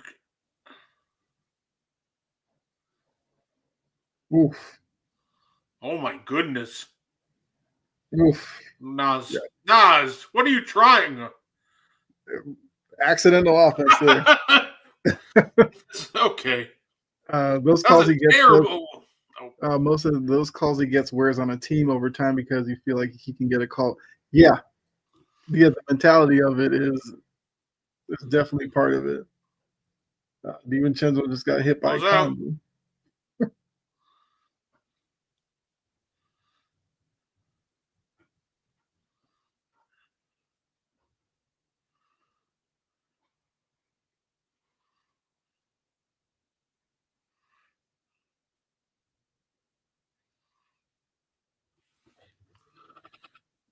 Okay. Say, So I think I minutes don't without think I've. Ant, like they gotta get something from these bench guys. Oh wow, yeah, friendly fire. Mike Conley hit Yeah. Dante in the face.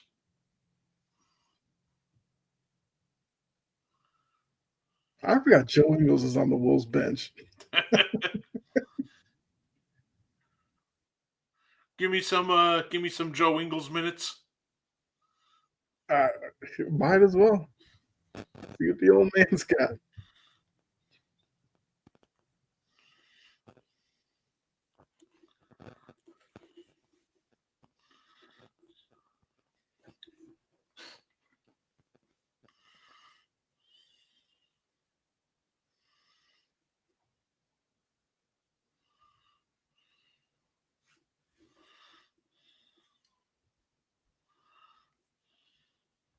Nas Reed 0 for 8. Exactly. Like Joe Ingles could do that. I can do it. Yeah. Although Joe Ingles probably hasn't taken off that warm up in months, so And Nas isn't good enough on defense to be going 0 for 8. Like he doesn't impact the game on that end enough to have this cold of a shooting night. Yeah. But we got to get the like Julius Randle cooked that whole first half, and then he just like doesn't touch the ball. There we go. Yeah. Right, like he's had it all. Timeout. He's had it all game, and then they just don't look his way like the entire third quarter. That was the weirdest thing ever. Mm-hmm. Oh, almost got a steal there. Oh, scramble. Oh, that's a killer. Oof.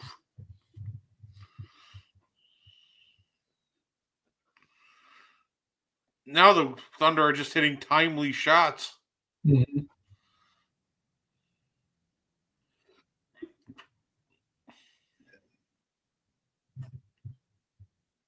Like, stop going at Chet and trying to do these reverse layups. Like Chet is good at defending that. Yeah, he's too long for that. Chet's like the way to go at Chet is you need bulk. You're not going to go past him like that. Like someone like Julius Randle would be your best bet because he's bulky enough to dislodge Chet. Mm-hmm. Dante just doing that is just a wasted possession. Yeah. Randall loses it. Williams out to Wallace. Oh, that's a good look. Off.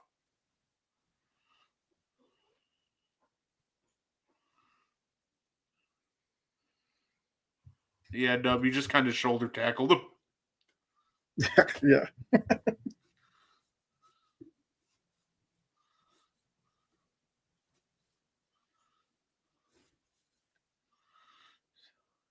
Just that should have been stolen. Oh. Very nice little finger roll by Nas. That's the that's why you don't gamble on steals. You miss and you give up an easy lane to the basket. Watch out for Chet. Yep. Second time DiVincenzo's got his hand on a pass and it just led to a bucket for the Thunder.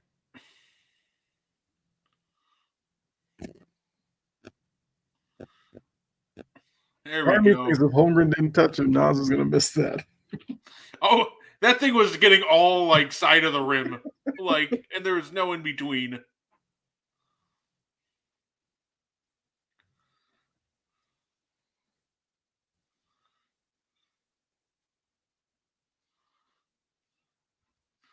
Yeah, the bounce pass is always an interesting choice, especially to a cutting 7-footer. Because I'm just sitting here they want that thing up, but you know what? You got the bucket, so right. It's just back-to-back possessions. That's sometimes almost the downfall, the tipping a pass, right? Like if you don't get that loose ball, then you're all out of sorts, and it's happened on back-to-back possessions. That's why as soon as OKC got the ball, I look at Chet just completely unoccupied in the corner behind the defense, like, oh boy, here he comes. Because you knew he was going to cut.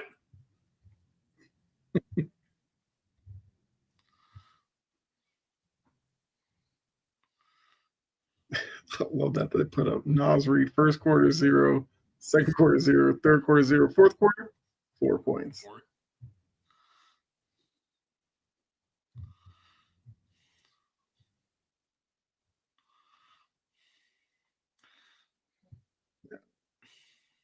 Now Chet's getting easy looks at the rim. It's funny. People want to hate on Rudy Gobert, but it's having Rudy Gobert and oh my gosh, what the?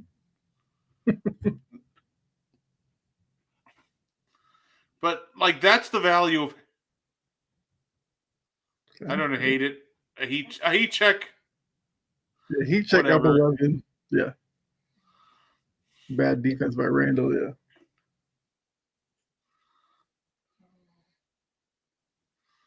Oh. And nope. Randall got it. Good save. Got to capitalize. Nas, come on. I kind of thought they were going to call a travel on Randall when he first blew the whistle. Does somebody want to come along for the ride with Julius Randle? Right. I feel so bad for Julius right now.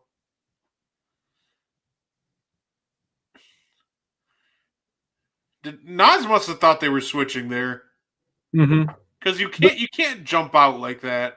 But we've seen that too many times tonight, where dribble handoff or pick and roll action, the communication just hasn't been there on Minnesota's end of the floor.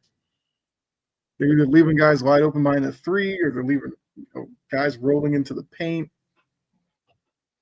That's something that they'll have to tighten up before game 2.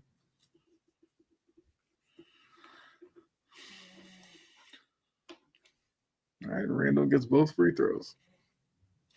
It kind of sucks for me. I feel like Minnesota, It sucks because Minnesota is selling like the best game Julius Randle is going to have all series. Yeah. And that's because, like, And Chet is just killing them in the paint right now. you can't play small against Chet. That's the problem. You got to get Rudy back in here.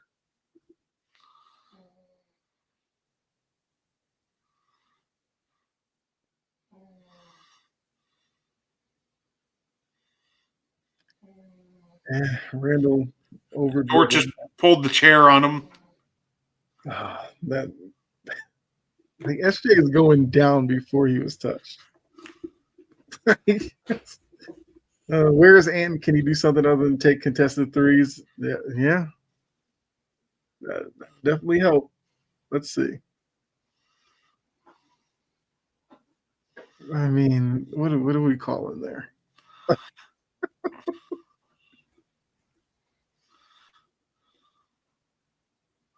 What? McDaniels is just running alongside of him. And then Doris Burke's like, there's the bump. There's the bump. Okay. Yeah, that was what got them in trouble in the first quarter. They kept trying to back down smaller defenders with two other defenders right there in the same area. Like, kick it out, switch it around the perimeter if you have to. Get somebody's going to be open. I mean, the way that they're shooting threes, but at least somebody would be open with a chance to go to the rim at least. Yeah, yeah. Like, they're showing a slow motion replay where you see McDaniels does nothing, and Doris Burke's like, "There's the bump that knocked." No, SG was going down the minute he started going to the rim.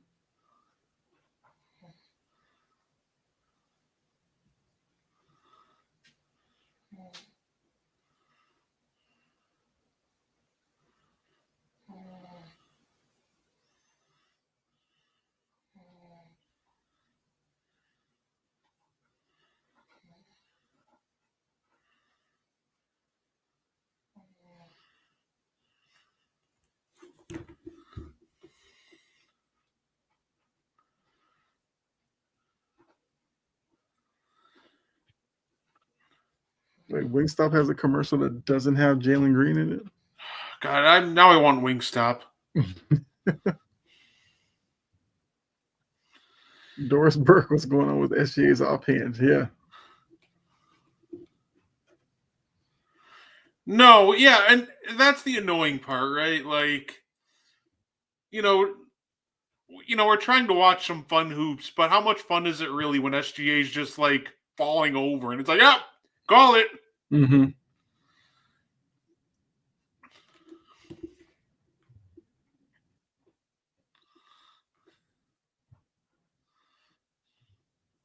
Like, it's funny because we can go, well, the free throws are even, right? And that's going to be the defense of Thunder fans, but like the fouls don't feel even. Like, and what I mean by that is just kind of the way they've been called, where OKC, when they're kind of getting hammered on most of their drives. Mm-hmm. But this is like the fourth time Shea has just kind of lost his footing or just kind of threw himself to the ground and he's going to the line. So like while the free throws might be even, it doesn't feel like the fouls are even. Yeah. That is true. It's like, I mean, look, a lot of the analysts will say, well, you're on the road, what do you expect? I mean, yeah, but this was a game that if you take some of them out, a lot closer than the score necessarily says it is right now.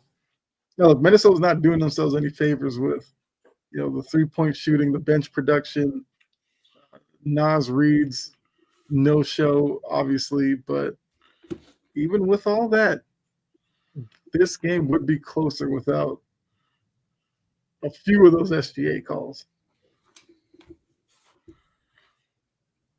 Yeah, at the end of the day, I don't want people to think that I'm saying that that's the reason why they're losing.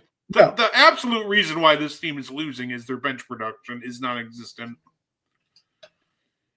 Yep. But, at the end of the day, too, it's just kind of, if you're the Wolves defense, it's just kind of frustrating watching it. And just like, if you look at Shea and he happens to fall over, Mm-hmm. it's going to be a call. Could take the Randall and get in his There own we way. go. Told everybody the guy that hired Jalen Green to be their new face equals fired.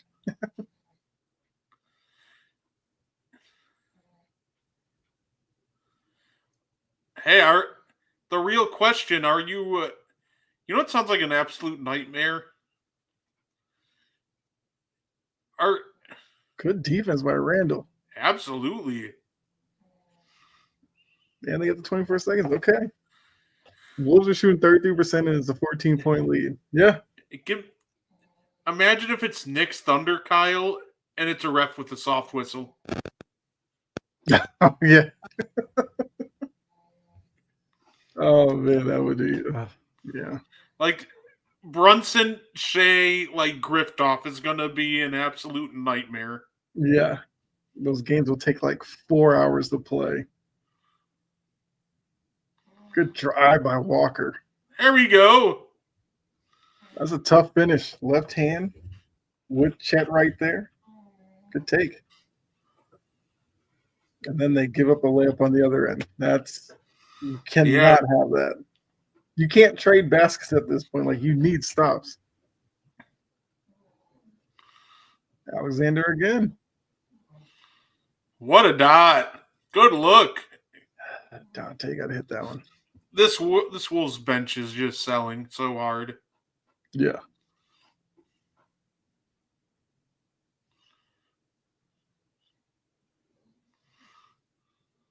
Stay in front of him. Why did you reach there? No, McDaniels just wanted that sixth foul. He's had enough.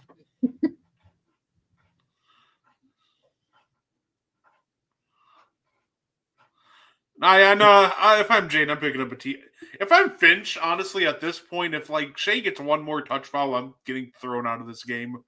Yeah. It was like that when McDaniels was beat and then reaches in. That was an obvious one they were going to call there. But you had him deep in the shot clock. Stay in front of him. Make him take a fadeaway over you. So now they're trying to make us like him because he's kissing his kid.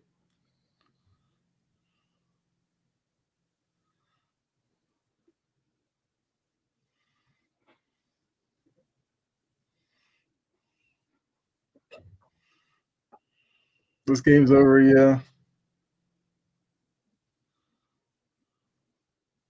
Okay, hey, Alexander Walker hits the three.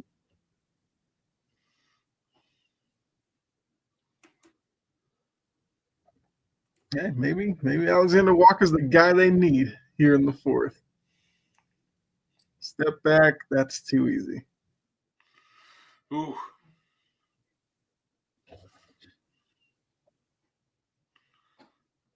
Oh, then Ant loses the ball out of bounds. Yeah, that's what you want.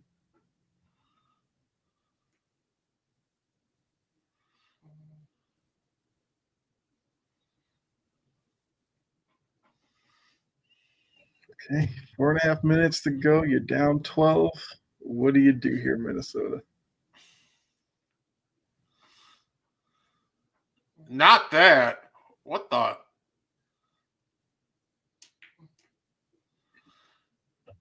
Yeah, you might as well put the bench in and call this a game. Nah. Dante just going for that steal for no reason. What? And then when you don't get it, he just stood there and was like, well, I tried. He went. It looked like he actually was going to double, and then Shea just was like, I'm just gonna move the rock then. And then he tries to extend his foot to try to force a kick ball because he knew he was cooked. Here's the trailer for Nobody 2, as we were talking about it.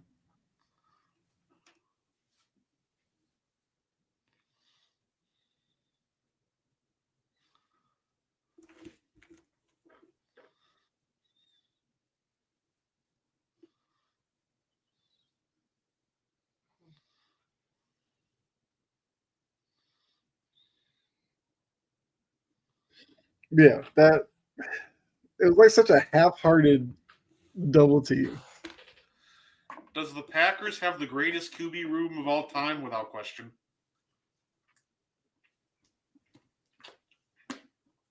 That one I will confidently say I don't even think that's a debate.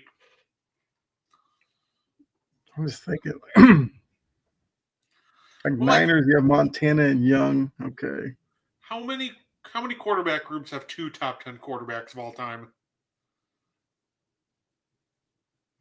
true.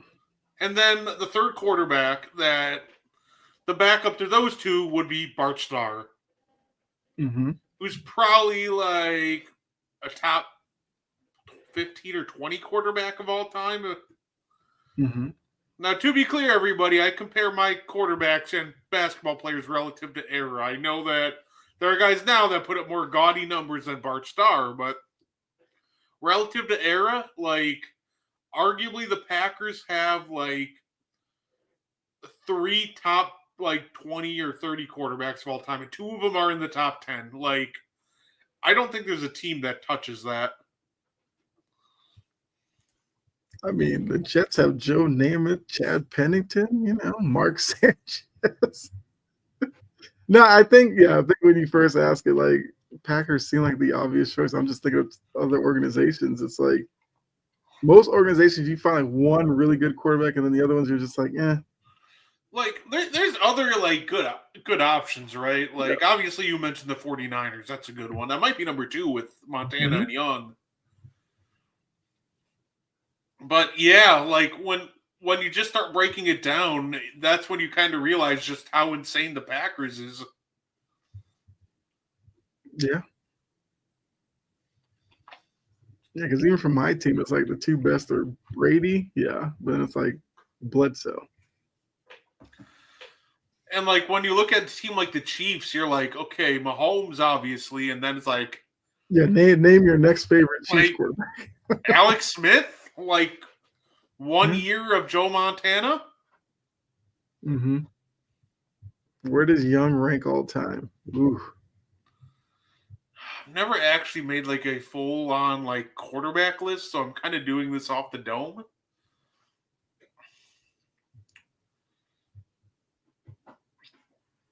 I would think like Steve Young would probably like be like what, a top 15 quarterback of all time. He's at least 15. I think he's. Yeah, I was thinking, yeah. I think off the top of my head, thinking about it, like top 20's he's definitely a top 20. Probably in the top 15. Like, that's probably about his range. Might be in the top 10, Mm-hmm. but he's top 20 for sure. Len Dawson. Yeah, that name did cross my mind for the Chiefs. For some reason I thought he was like a kicker, but he might have did both because back then, like your quarterback was your kicker, your punter, like they just did everything.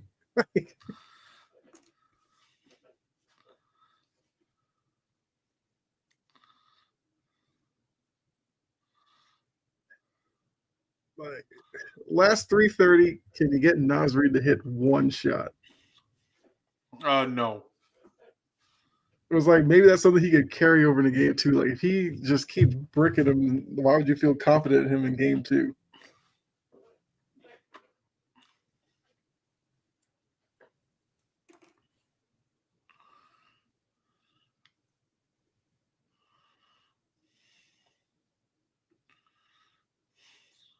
Yeah, Nas Reed throws it to nobody. That I'm just seeing like dollars just coming off of Nas Reed's contract right now because he has been He couldn't bad have this a game. worse game 1 if he tried. I don't. Like I said, I hate, and this is almost like the problem when it comes with the Thunder. Like the Wolves out after Gobert, they kind of are forced to play small ball, Mm-hmm. and the Thunder are just not a team you can play small against. Caruso's hitting dribbling threes like Yeah, that's all right. bad pass, nice steal.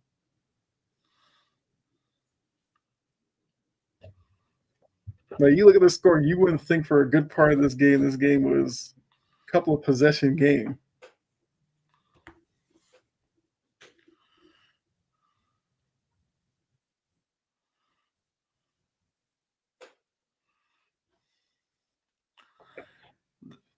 But it's like the way this game's going is what could Minnesota really change?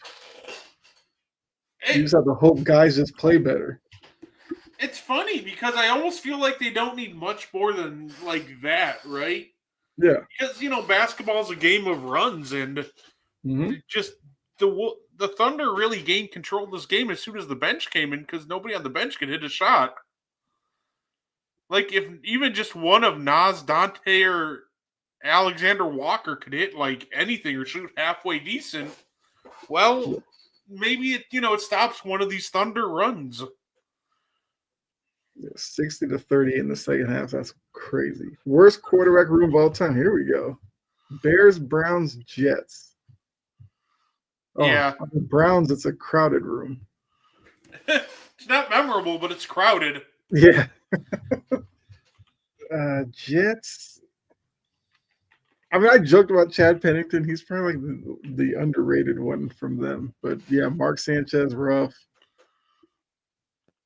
That bad Geno Smith. Even Joe Namath, for all of his glitz and glamour, he wasn't a great quarterback. Ryan Fitzpatrick. Yeah, it's not a great room. Oh, Vinny Testaverde. Can't forget about him. Browns, like I said, crowded. Bears, you're looking at Caleb Williams. Yeah. Rex Grossman. The greatest quarterback is Jay Cutler. Yeah. How frustrating to watch. Second is probably Jim McMahon, I guess. Right. Namath was overrated over that one game. Oh, the little guarantee thing. Like, yeah, look at his numbers. No, yeah. Namath is just very overrated. Yes. Didn't the Bears have what, Sid Luckman or something? Like, I don't know. Guys you clearly didn't watch. It was like when you're starting to pull from that group, it's like, yeah. The Bears quarter. Well, at least Caleb Williams can somewhat change that up a little bit. I mean, out of the three teams, the Bears are in the best position right now. If Caleb Williams has like two more like really good years for them, he's probably already just the Bears' best quarterback. Yeah. Like, I think Jay Cutler led them to like the division. Like, I think Jay Cutler got him close to a Super Bowl once. Like, but they lost to the Packers. Because because that was the game where BJ Rajic picked him off. Yeah. Like I said, Grossman got them there, but that was off of like Devin Hester being ridiculous in the special teams game.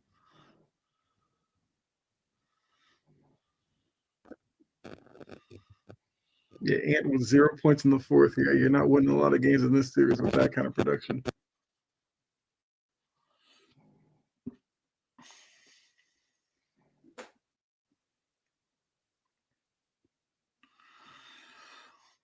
No, yeah, because what's his?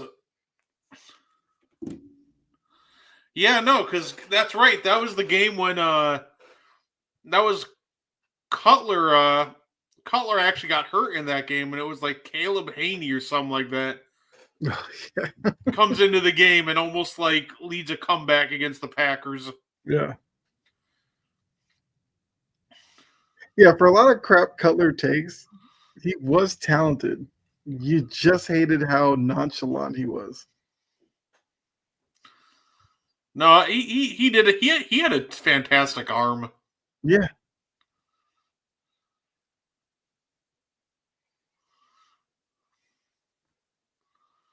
Spin, spin, fake, fake. What are we?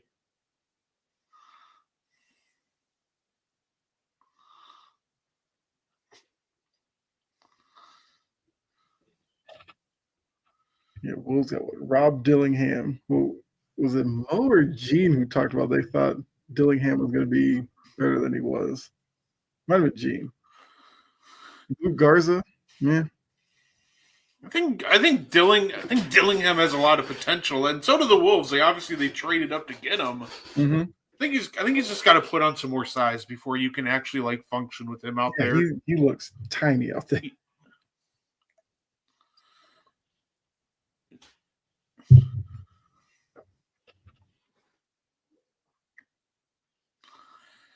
Yeah, no, Philly is a fun one. A lot of quality in there. Mm-hmm. Randall Cunningham, I loved watching him as a kid. McNabb, Vic, Hurts, Jaws, yeah. Yeah, say I want to see Dillingham just put on some more muscle at the end of the day. Right now he can create some space for himself, but it's just really easy to knock him off of his spots and direct him where you want him to go. I mean, he looks like a middle schooler out there.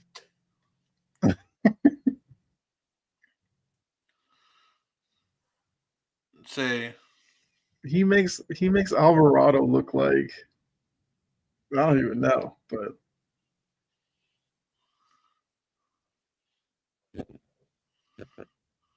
I'm sure Finch would love if Garza was, if he if was we able to put Garza out there for some center minutes, but clearly he doesn't want to do that. if like you could fuse like Luke Garza and Rudy Gobert together, that would be a fantastic basketball player. Yeah. Well, I mean, Luke Garza's defense just stinks. Yeah. Like that's kind of why you just cannot do that.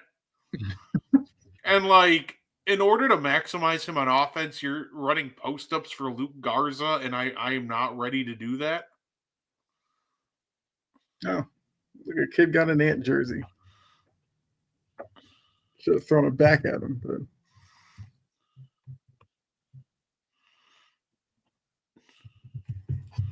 all right, game one in the books. What do the Wolves do? Like we said, not really anything strategically that you could do. You just need guys that hit shots. Yeah, that's really what it feels like it comes down to. Like at the end of the day, this game, that's what it came down to. The Wolves bench didn't hit shots. Thunder's Mm-hmm. bench did. Let's see. Say Dante DiVincenzo, 3 of 14. Nickel Alexander Walker, 3 of 11. Naz Reid, 1 of 11. Yeah. Like, they just have to be a lot better. In game Mm-hmm. 2, there just has to be a ton more production off the bench. Yeah. Because I thought the starters actually did well in matching the Thunder. Mm-hmm. Matching the Thunder starters. Like, I thought the starters were even, but that bench just completely blew this game open. Yeah. If you're Chris Finch, it's like, what if game 2 you don't get that start from Randall you got in game 1? How much trouble would you be in game 2? I don't think you will get that start that you got with Randall.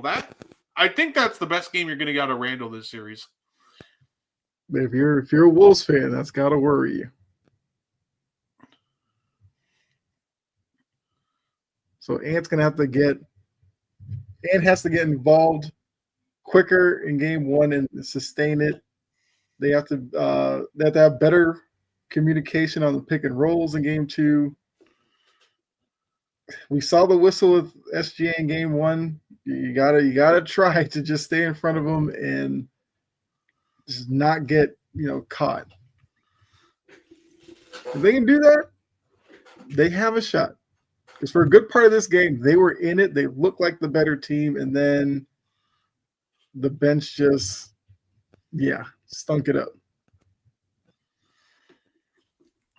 Yeah, no. At the end of the day, they just need somebody to produce on offense. But at the end of the day, the Wolves bench out here producing like they're like the 0-1 Sixers bench. They're just getting absolutely nothing. Yeah.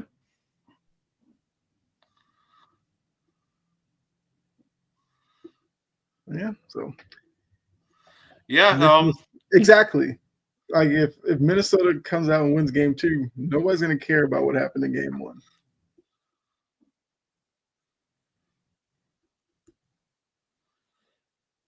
Yeah, we'll see what happens in game 2 for sure. Yeah.